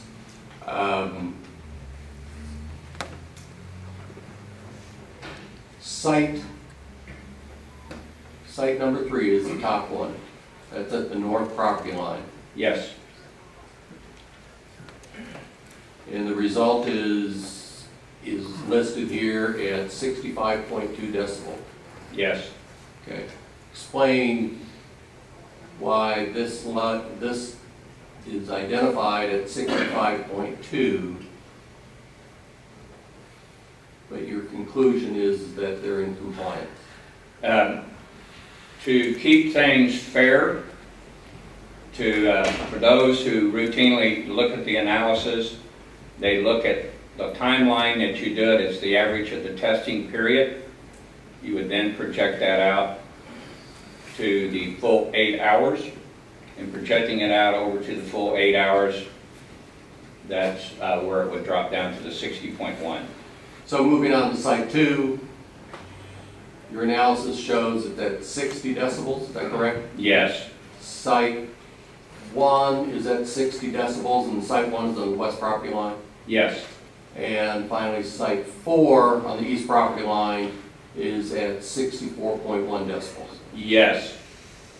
So again, these are all under the 65 decibel level as stated in the conditional use permit, is that correct? Yes.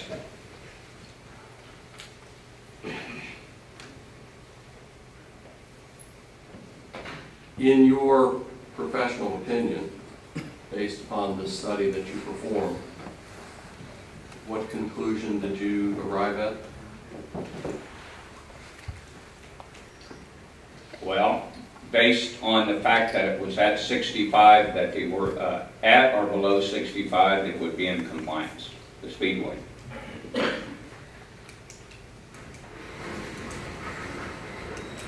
And again, you chose a methodology to follow that is used by HUD for an 8-hour period in a 24-hour time frame. Not Yes. exceed 8 hours. Yes. And given the fact that the city's conditional use permit merely specifies a level without specifying a criteria. Is your professional opinion that utilizing that standard is a reasonable standard in this instance? Yes.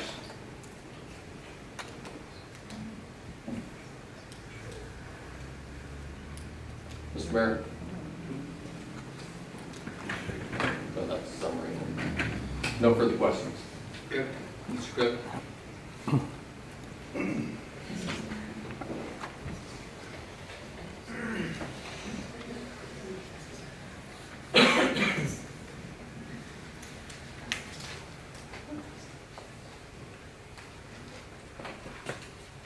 Well,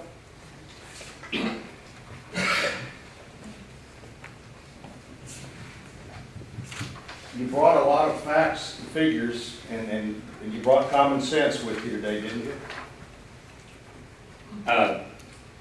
About facts and figures, after 42 years in my profession, sir, I do not really like the term common sense, because what is common to one may not be common to another. That's obvious. That's obvious. That's a very good observation on your part. Exactly the point I was trying to make. Thank you. You want this board to believe that your methodology, would you go back to the prior? Sure. 23. Your methodology of averaging the sound over 8 hours, is that what you said? Yes, You started measuring at 4 o'clock in the afternoon and you stopped at 11, correct? yes. And the races didn't run from 4 o'clock until 11, did they? That is correct. And your measurement uses what you call an average over 8 hours, correct? Yes, So all these board members brought their common sense too, and the mayor. And so if you have a longer period of hours to go into the average, it's going to bring the sound level down, isn't it? that would be correct. Of course it's correct. And when you did the comparison with Cook, Flat, and Strobel, which Mr. Shrout said mirrored, his words, mirrored his sound study, they broke it down to the measurement of the actual races, the actual time the race was going on. They didn't back it out to 4 o'clock, wait around, oh, race starts at 7:20. They took precise measurements of the time of the race, correct? They took snippets of the race based on what I was able to see on the results. Well, you look at it, you compared it, you put it on your exhibit, so they showed when the race started. Sir, I did not put that on there. Well, the lawyer did, somebody did. Okay. They're trying to show the comparison. So Cook, Flat, and Strobel precisely measured it during the races, correct? That is correct. But you didn't do that. No. In fact, as I understand it, because I talked to Mr. Murphy, he was out there, you took precise measurements literally for every minute you were out there, correct? Your sound meter goes like this and measured every stroke for every minute. Yes. And if you wanted to, Mr. Shroud had told you to, you would have come in and said, here's what I did. I did exactly what they did for this period of time during the race when the sound's way up there. Not at 4 o'clock, not at 5 o'clock, not at 6 o'clock, not even at 7 o'clock. You could have done that, couldn't you? That is actually reflected in the report. If you go down by minute on each individual one, it does reflect the individual 1-minute timelines. Then you took that and extrapolated, put in your income or your monthly time average, whatever you call it, and got to a lower decibel, correct? Put in the time-weighted average, which in any survey done that I've ever done, you pick a spot, a point in time for a period of time and do the study. I understand what you did, and I think I understand why you did it. But we can agree that if you had tried to replicate the methodology that Cook, Flat, and Strobel did, which Mr. Shrout said mirrored his study, you would have come up with very close to the same results that Cook, Flat and Strobel did, correct? I don't know what mirrored Mr. Strobel, the owner of Green Valley Speedway. I don't know which study that he said. My study was not used to compare the Cook Flat. I didn't say that. I said his study mirrored Cook, Flat, and Strobel. I didn't see that study. You didn't see the study? The only study I saw was the one I did. And So you didn't refer to what Cook, Flat, and Strobel did? I looked at their test, I looked at what they did. I did not use that as a comparison, primarily because in reading the report, I could not determine what methodology they were using other than testing a short snippet. Which my basis for doing a time-weighted average is what it is over a given period of time. Right now, I know I talk above 65 decibels, so if I had my decimeter on, I would be above 65 and would last for the length of time my voice carries. Well, let me submit to you, sir, that one of the reasons for a noise study is to try to measure what the noise level is during the races as it impacts the people who are bothered by the noise. Correct? That is your method. No, I didn't. It's not my method. That's just the purpose of a noise study. That's what you did, isn't it? The purpose of my study was to determine what a time-weighted average would be. Well, no, the purpose of your study was to measure the sound. To get to your results, you used a time-weighted average. You didn't go into it with a time-weighted average. You first had to measure the sound, didn't you? Sir, the instruments automatically calculate that in. I agree. I agree. Precisely my point. So if the city had said to you, we'd like for you to do the same methodology and the same bar graph that Cook, Flat, and Strobel did, you could have done that. Yes. Okay. And did Mr. Schropp tell you that the city actually asked him if we could participate and cost share so that we could have some participation in the methodology and the manner in which the study was done? Did he tell you that? No, but I gathered by 2 city employees being there with me on Friday and one of them on Saturday. I thought there was some participation going on. I did not know that. Well, they're there watching. I kind of figured that out after about 10 minutes. But they weren't there to tell you, hey, wait a minute, why don't you do it this way or why don't you measure it that way? I don't think they were going to question the method I was using.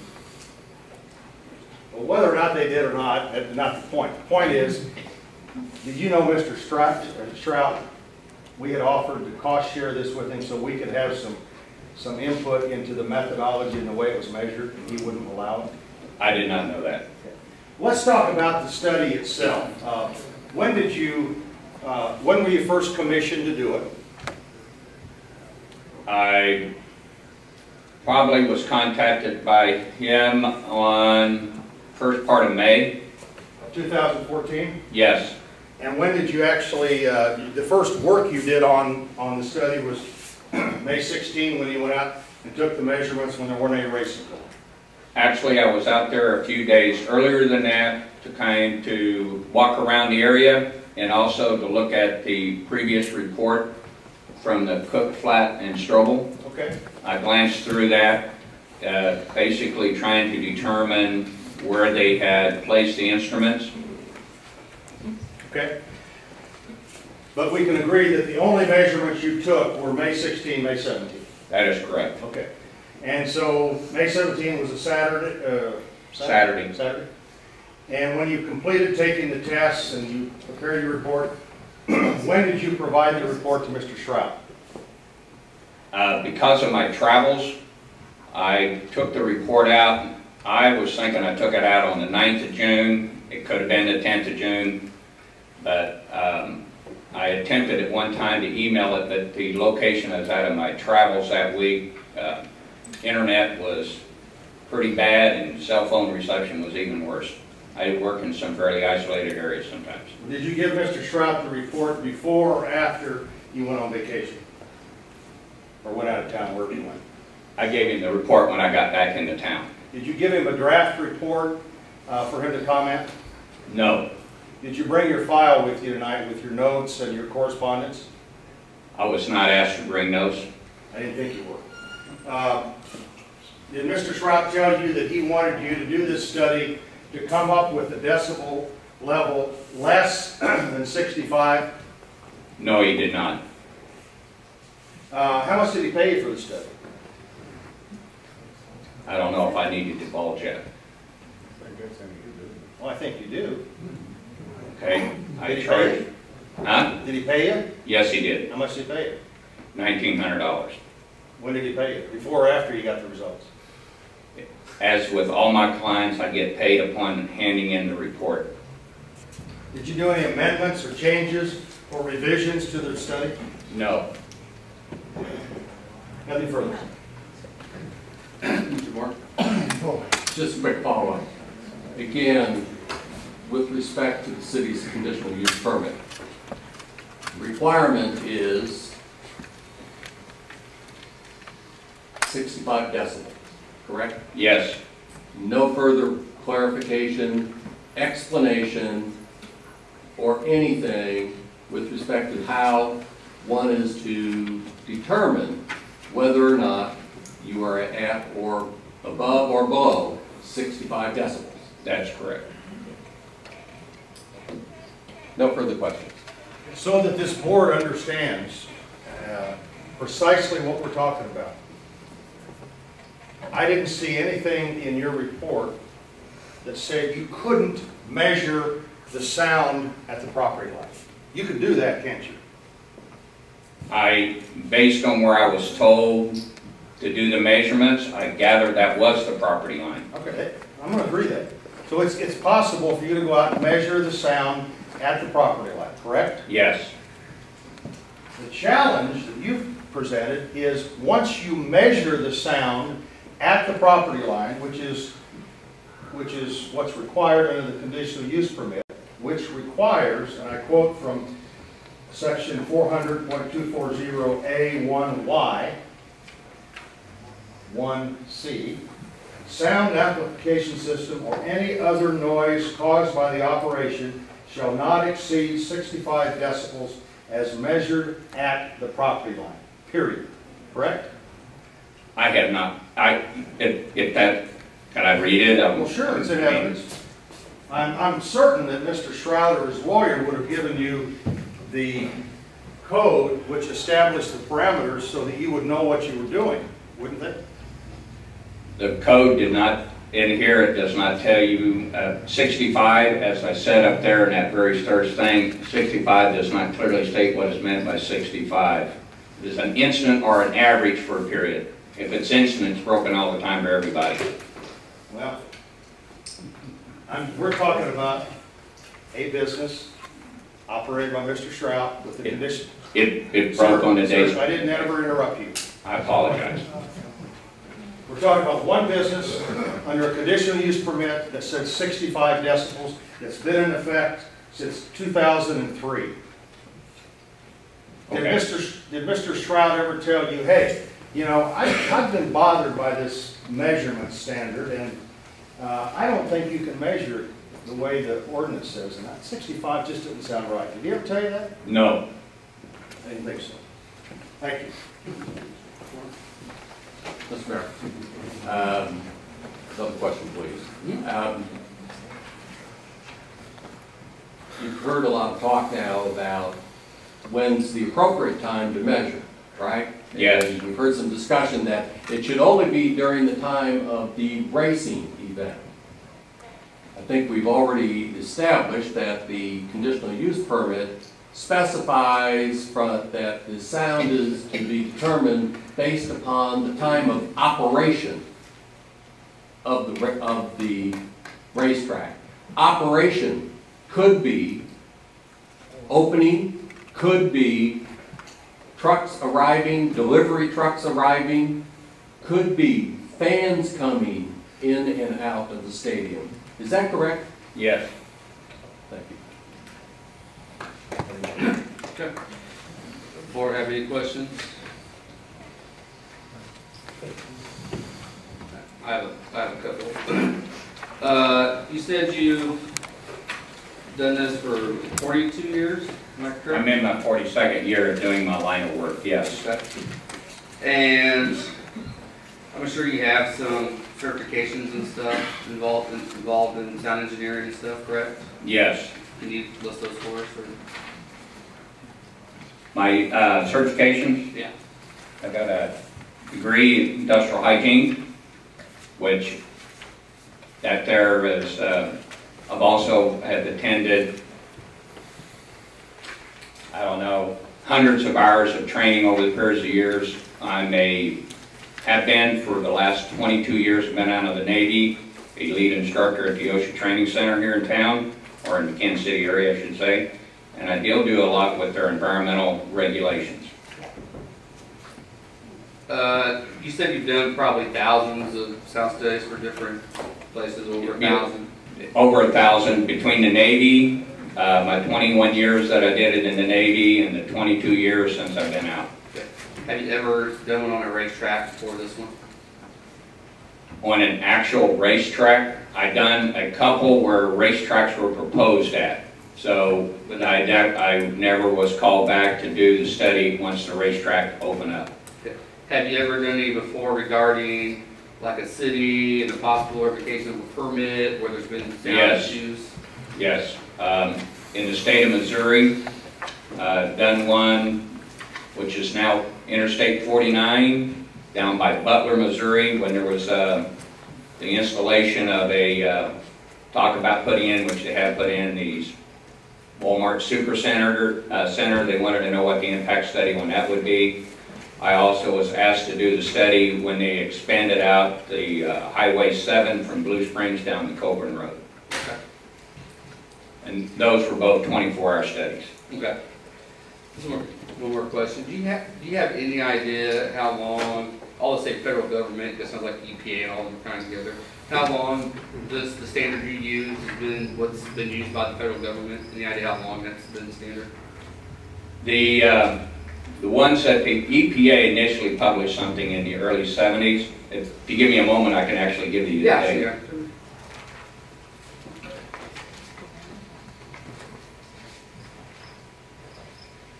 The EPA promulgated the one that most everything's based on in 1972. Since then, they've pretty much left it up to municipalities and states to add or subtract. The state of Missouri they do have a couple of ordinances, but they do not state, at least from the state viewpoint, they talk about nuisance noise, but they do not give a sound level with that to go by. And the EPA study gave a 24-hour exposure of 70 decibels. You said the state doesn't give like a decibel. Does the state have the way that is this how the state figures do they use the same standard when they're figuring their? The state, when the state does studies, typically what I've known that the state has done is primarily been on highways, and they do refer to the federal highway standards because they're doing highway or road work. And that one there is actually a little bit louder than 65 for the area that you're talking about. I think it's clear, it's probably clearer to me. Typically I'm accused of sometimes not seeing the forest for the trees, but it's clear to me that we have a situation where Mr. Shrout doesn't want to take the responsibility that he should take. Folks, it's no different than any other regulation and ordinance in the city. It's a rule. If you violate it, you suffer the consequences. You have a right to drive a car. If you violate the speed limit, you prosecute. You get prosecuted. You have a right to operate a business. If you don't get a business license, you can be charged with operating without a business license. If you operate a restaurant or a bar, you have rules to follow. Mr. Shrout had 4 or 5 very simple rules to follow, and he's had a long time to follow them. You've all been part of the process. You've been part of all of these hundreds or thousands of pages of minutes. You've been part of the collective decision that was made to give Mr. Schrapp time to comply, time after time. You've been the ones who have been lenient and said, don't. Board of Aldermen, May 13, 2013, directed staff to suspend citations, collect more data, find out what we can do to cooperate. That was more than a year ago. You're not asking for much. You really aren't. You're asking a person who operates a business to do it reasonably, sensibly, within the parameters established at the time of the issuance. Period. End of story. If you believe these weighted averaged figures, so be it. I don't. I think it's manufactured testimony to arrive at a result.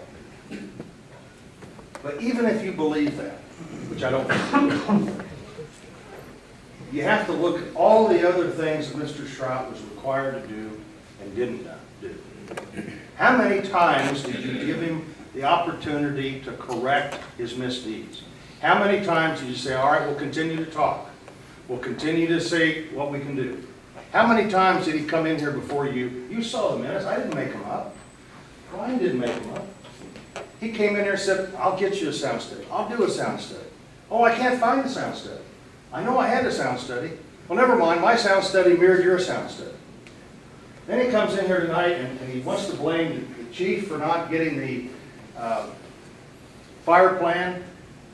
I thought the prior owner was supposed to do that. I mean, come on, folks. When I asked the witness here, did it been common sense? That's common sense. You don't come in here to you as the board, the one who gave him the opportunity to operate the business, and say, oh, some other dude did it. Not my fault. You don't do that.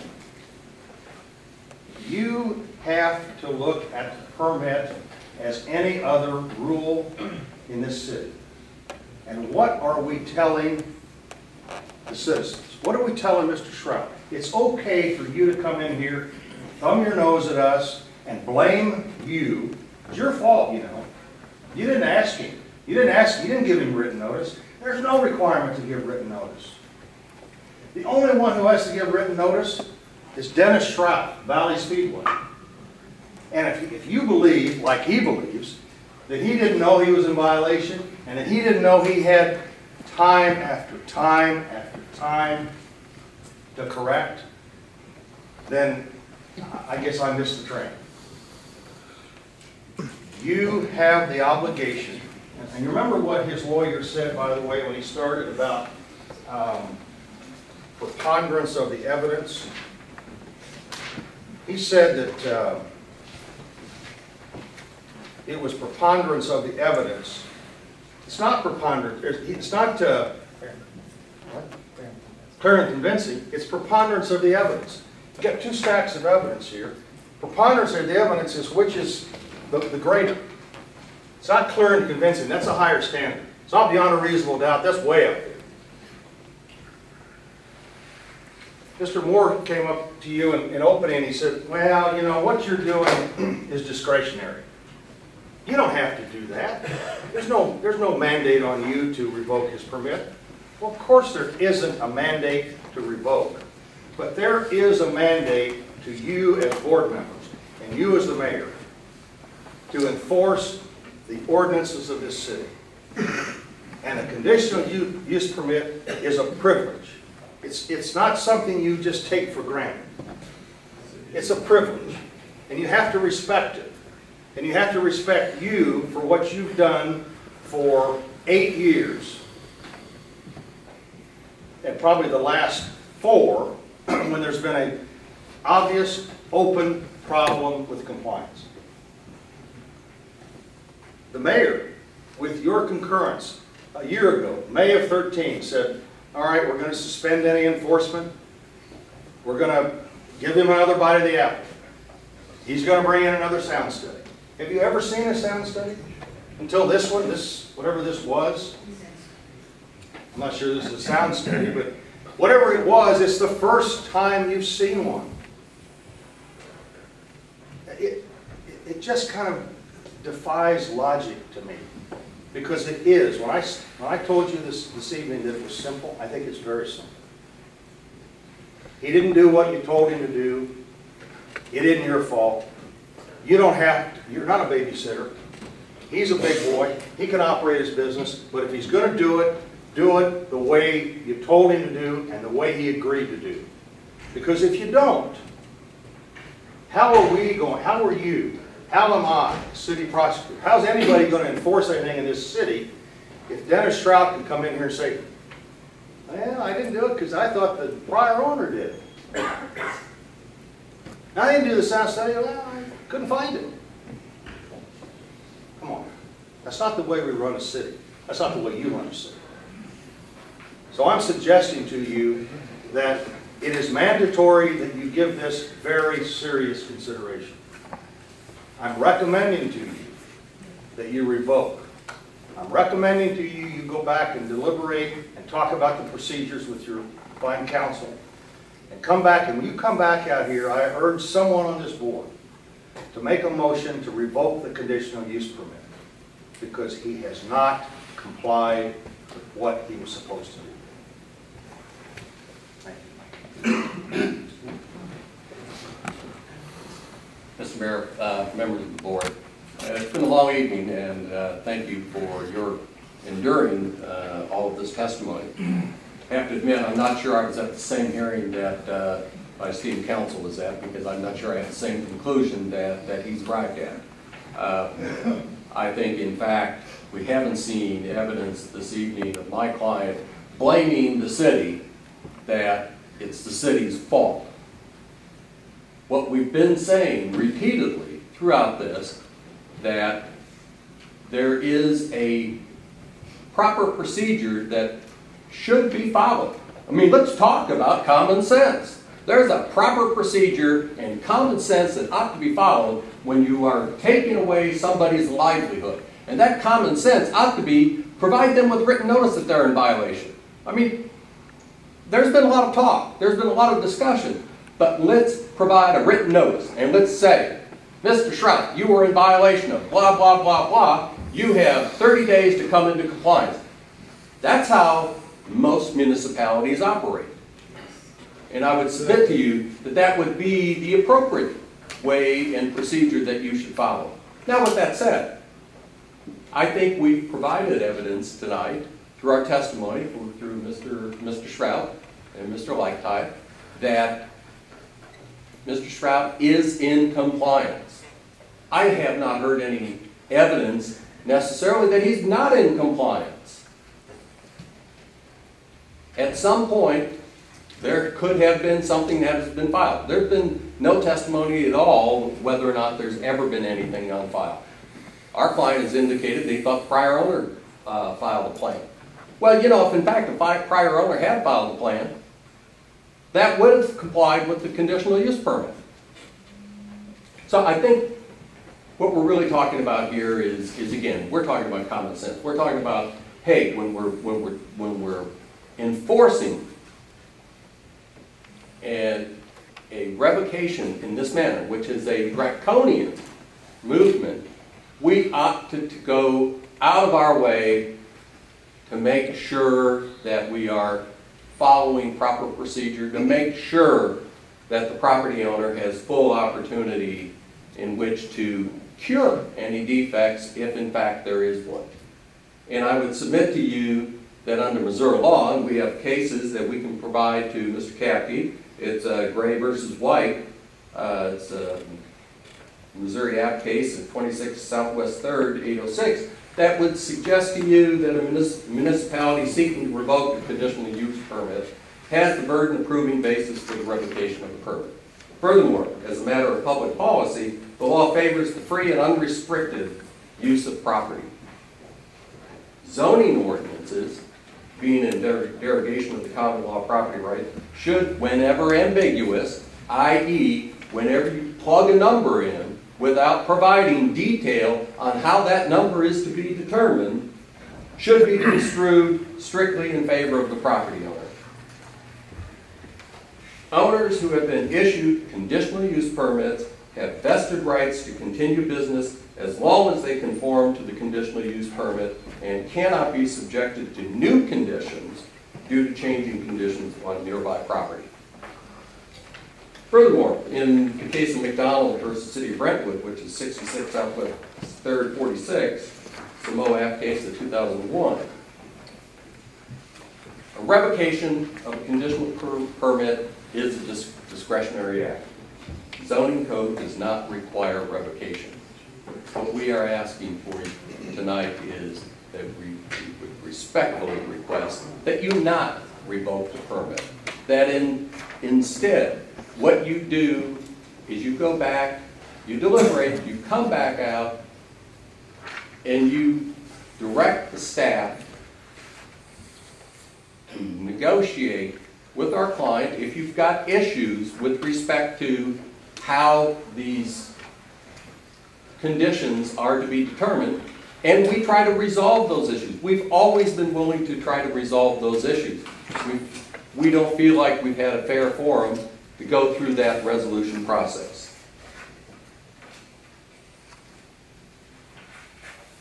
One matter I do need to point out before I close, and that's we would respectfully request, since this is a quasi-judicial proceeding, that findings of fact and conclusions of law be prepared and concurrent with the action that the board has taken. Finally, I think, just to reiterate, we don't believe there's been a violation. We don't believe there's been a showing of a violation. We believe, in fact, that our client has attempted to cooperate with the city and to do things to improve the conditions and reduce the sound and the adverse effects, if there are any, to his neighbors. They have enacted the goal to end its racing by 11 p.m. They conduct mandatory functional muffler checks. They've enacted a policy to run the last race of the night using the quietest vehicles. They've enacted a rule that would mandate the maximum RPM be a chip of 8,000 RPM on a per vehicle basis. Pursuant to the Cook-Flatt-Strobel study that was done in 2010, they did install sound barriers. Installed and require additional mufflers. And we would submit to you that because those efforts were undertaken and those actions were done, that the 2010 sound study is of very little value at this point. And I would submit to you that if in fact the city felt, pursuant to that 2010 sound study, that my client was in violation, a notice of violation should have been issued and proceedings should have been undertaken at that time. To now rely on a study that is now 4 years old, I believe it's out of date, and I think it's unreasonable to rely on that study. I'll point out one other thing. We're talking about the time-weighted average. When you look at, and you have it in your as an exhibit in your materials, when you look at the Cook-Flatt-Strobel study, it is using a time-weighted average. It's just using a shorter time. Again, your special or your conditional use permit does not specify the time. It's for the operation of the facility. The study that was performed in 2014 was for the duration of the operation of the facility. For these reasons, we would respectfully request that you not revoke the permit. Thank you, Mr. Mayor and members of the board. My name is Jeff Coleman, and I'm a resident here in Grand Valley at 1009 Northwest Hickory Court. I'm actually here on behalf of the Chamber of Commerce for Green Valley as the president and representing the board. We would just ask the board to take a deep thought about this because we are in support of our local business, and we do come to you in support of the racetrack. So we just ask that you take really deep thought and understand the impact. I know that what has been said has been in reference to the legalities, but this is much bigger, and it affects a lot more than just Dennis and his racetrack. It affects our other businesses. So I would ask that you keep that in mind. Thank you. Thank you. I didn't order, I'm not going to be able to have clapping after each one, or we'll be here at 6 a.m. in the morning. Smile. Sorry. Mr. Mayor, Huh? may I make a request, please? Sure. Since we're still in a public hearing, I believe it would be appropriate if everybody who is going to be providing public comment be sworn in. And I think you can do that as a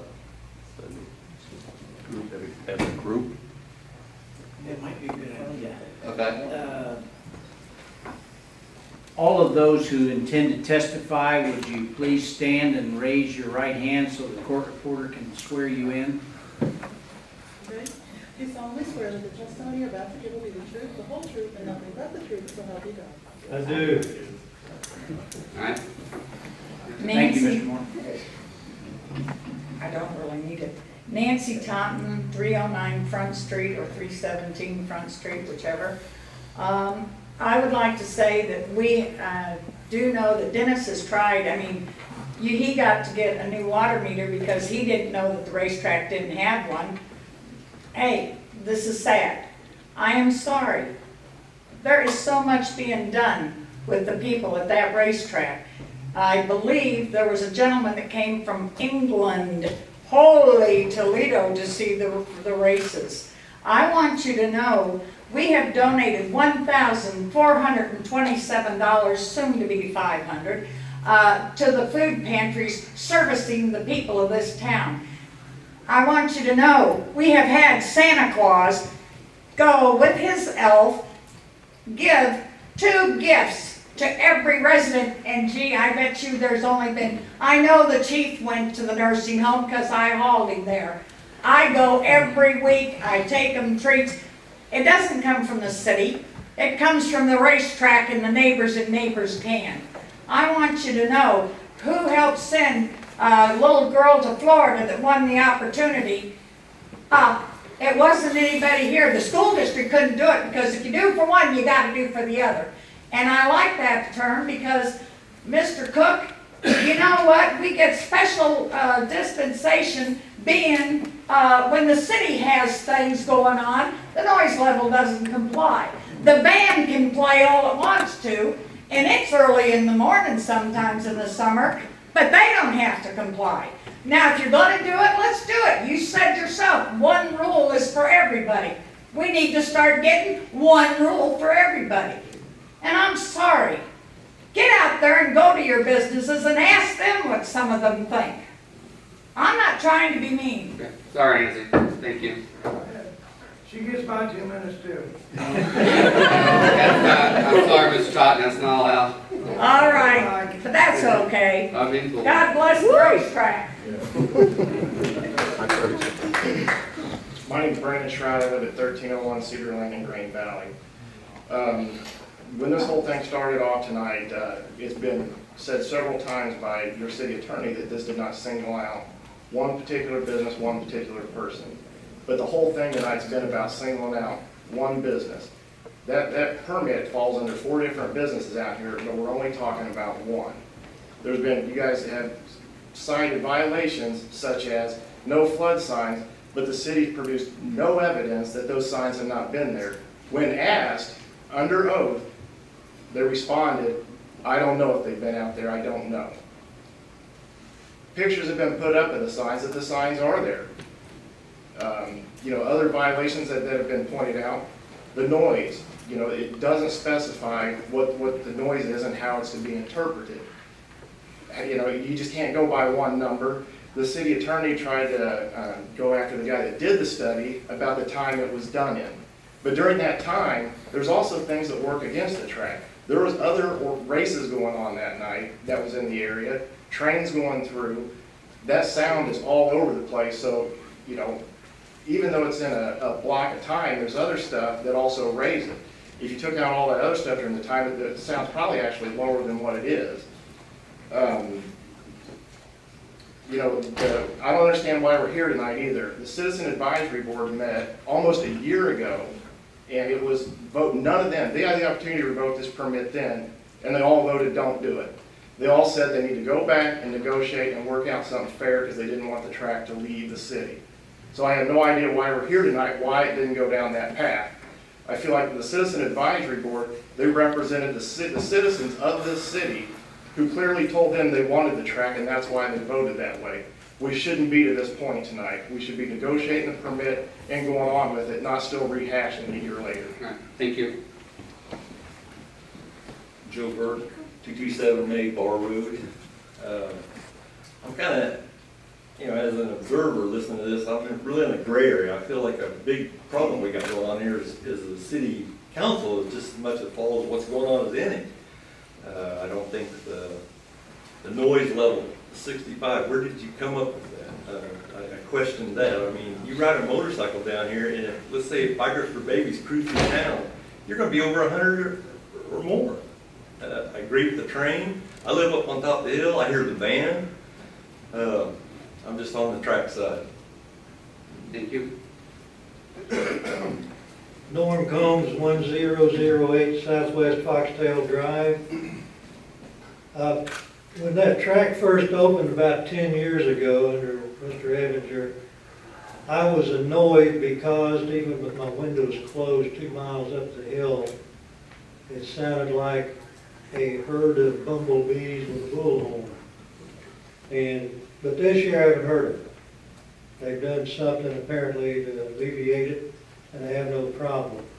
One of the things, the council over the years have been fairly nice guys, and they really hate to see someone get cut off the knees. And if anyone is going to drop the guillotine, it should have been dropped 10 years ago.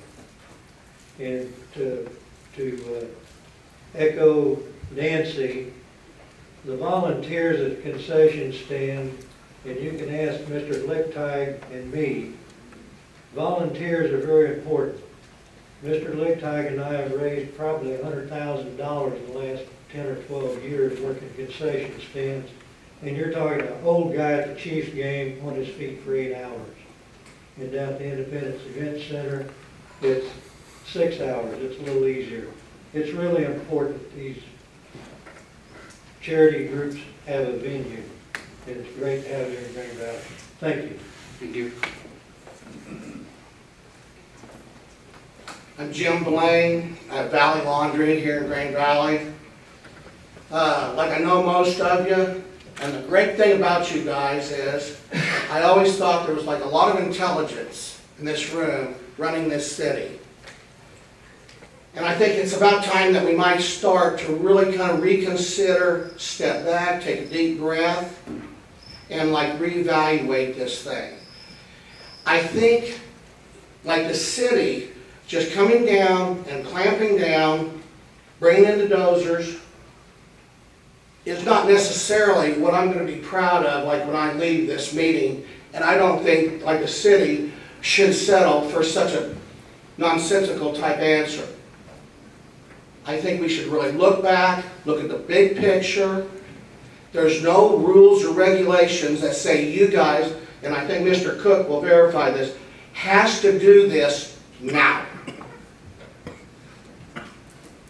And there's one more thing that I wanted to say. Mr. Cook, I'll answer your question. I'm not being paid this evening to be here, and all these people aren't either. It's because it's out of the heart and the passion for our city that we're here. And I don't think it will be looking bad at you or you losing face by using, not common sense, sir, but logic. Let's reevaluate this. Look at the good that the track does. I'm not saying Dennis walks on no water, but the rest of us don't either. Thank you. Sean Landry, 1407 Northwest Cedar Court. I heard, arguments from both sides. I have no affiliations either way. However, common sense will tell you, and common sense is a preponderance of, is what the majority of people would believe. And in this room, the majority of people would believe that 65 decibels is an unreasonable number that nothing could apply to. So on the sound study side, I heard mentioned that the city offered to co-pay and cooperate with the track to commission that study. My question would be, was the same opportunity offered on the initial study to the track to also participate and have input into that study? And if not, throw them both out. I also heard you want to take measurements from the property line. Well, the issue that I see here is that the noise level is based on your community, not at the property. So why aren't the commissions being done in your neighborhoods where these complaints may be coming from? If you want to judge, what the sound levels is, you don't do it at the track. You do it in your neighborhoods. Thank you. That's good. Good evening, or is it night? My name is Maureen York. I'm with EnviroStar Waste Service. I haven't heard tonight anything about the numbers of people that might be complaining about noise levels. Do you know how many complaints the city has received, if in fact you've received any, about noise levels? Do you, how do we I don't think we can answer questions, but yeah, I've gotten enough. You have gotten a lot of complaints. Is it a significant number of your Green Valley residents that are complaining? More than half? Less than half? Less than half, less than a quarter? I mean, my point, I guess, is that you can't please all the people all the time. You've got a valid, viable business going that's an obvious draw to this community, and I think we ought to really consider all of those things too. And I agree with everything everybody else said too. Thank you. I'm Tricia Picard, 503 Broadway. I'm afraid I'm one of those that complain. In a beautiful summer, had the house open a whole lot. I can't hear the TV over the racetrack. I always have to shut my house up, turn the air on. If I'm on the phone and my house is open when the races are going, people are saying, "Where are you? What's all that cars racing around in the background?" I've lived here for over 20 years in the same address, and I've had to put up with this ever since it started. And I think we're not getting, maybe not getting some complaints because we're tired of complaining. It doesn't do any good. It's gone nowhere. I'll admit it's gotten better, but it's still not good. Thank you. Lance Sheffers. I live at 32202 East Major Road. I own Sheffers Roofing Company, Sheffers Construction Services, Sheffers Architectural Sheet Metal, and Sheffers Investments, all here in Green Valley. My children go to school here. I have a vested interest in our city. Everything that I've heard here tonight, valid points on both sides of the table. The special use permit of 65 decibels is a unobtainable standard. Find a standard that's fair for everybody. If we're going to punish one business owner for it, we need to be fair for everybody, which includes the high school band, which I support, fair days, and I'm sure there's several other things. But let's not punish somebody that's trying to run a business in our town, bring an industry to us. We need to promote business in our town. One of the many things that I would like to see is more businesses in town to help support our tax base and support our schools. The last thing we need to do is be chasing people away from our city. Please find a compromise to work with Dennis. It appears, and I don't know him that well, I know him a little bit through our business transactions and some support that he has done for our high school. But it appears that he's made several good attempts Maybe not everything, maybe he's not perfect, but at least he's trying. And, you know, I am a business owner. I understand how hard business is, how hard it is to stay in business. He spent thousands of dollars debating, adding things, when there has not been a clear-cut standard from what little I've seen tonight. Please work with him to find a compromise. I'd like to see the Speedway stay in our city. Anyone wishes to make? Mayor, I have a motion to revoke the CUP because the holder failed to comply with special term of the CUP by exceeding sound levels allowed by codes and the failure to comply with providing sound studies to be effective 10/1/2014. I have a motion from Alderman Haley to revoke the conditional use permit under the conditions that he listed, effective October 1st of 2014. Do I have a second? Second. Second, Alderman Johnston. Any discussion? Seeing none, all in favor, please say aye. Aye. All opposed, same sign. Roll call, Alderman Arnold. Yes. Alderman West. Yes. Alderman Headley. Yes. Alderman Scully. Yeah. Alderman Schaefer. Yes. Alderman Johnston. 6-0. Any other motions? Mayor, I have a motion to direct staff and city legal counsel to enter into negotiations for the creation of a new CUP or revise the existing CUP. I have a motion from Alderman Headley to advise to direct staff and legal to enter into negotiations for a new or revised CUP regarding Valley Speedway. Do I have a second? Second. Second, Alderman West. Any discussion? Seeing none, all in favor, please say aye. Aye. All opposed, same sign. A roll call, Alderman Arnold. Yes. Alderman West. Yes. Alderman Headley. Yes. Alderman Scully. Yes. Alderman Schaefer. Yes. Alderman Johnston. Yes. 6-0. All right, seeing nothing else then on tonight's meeting, we will adjourn. What the board decided to do tonight was they did decide to revoke the conditional use permit effective October 1st. Dennis's last scheduled race on his current schedule, I believe, is September 27th, so that gives him through the remainder of this race season. Along with that, the board also gave direction to staff to come up with a revised or new conditional use permits and to work with Dennis on that compromise with that. I would assume that compromise would look a lot like some of the things he's already done, like putting a curfew in place, requiring certain types of mufflers on the cars, certain types of inspections. It'll probably, look at the amount of nights he can race. Along with that, then I think the board will look at the decibel level and how that is recorded.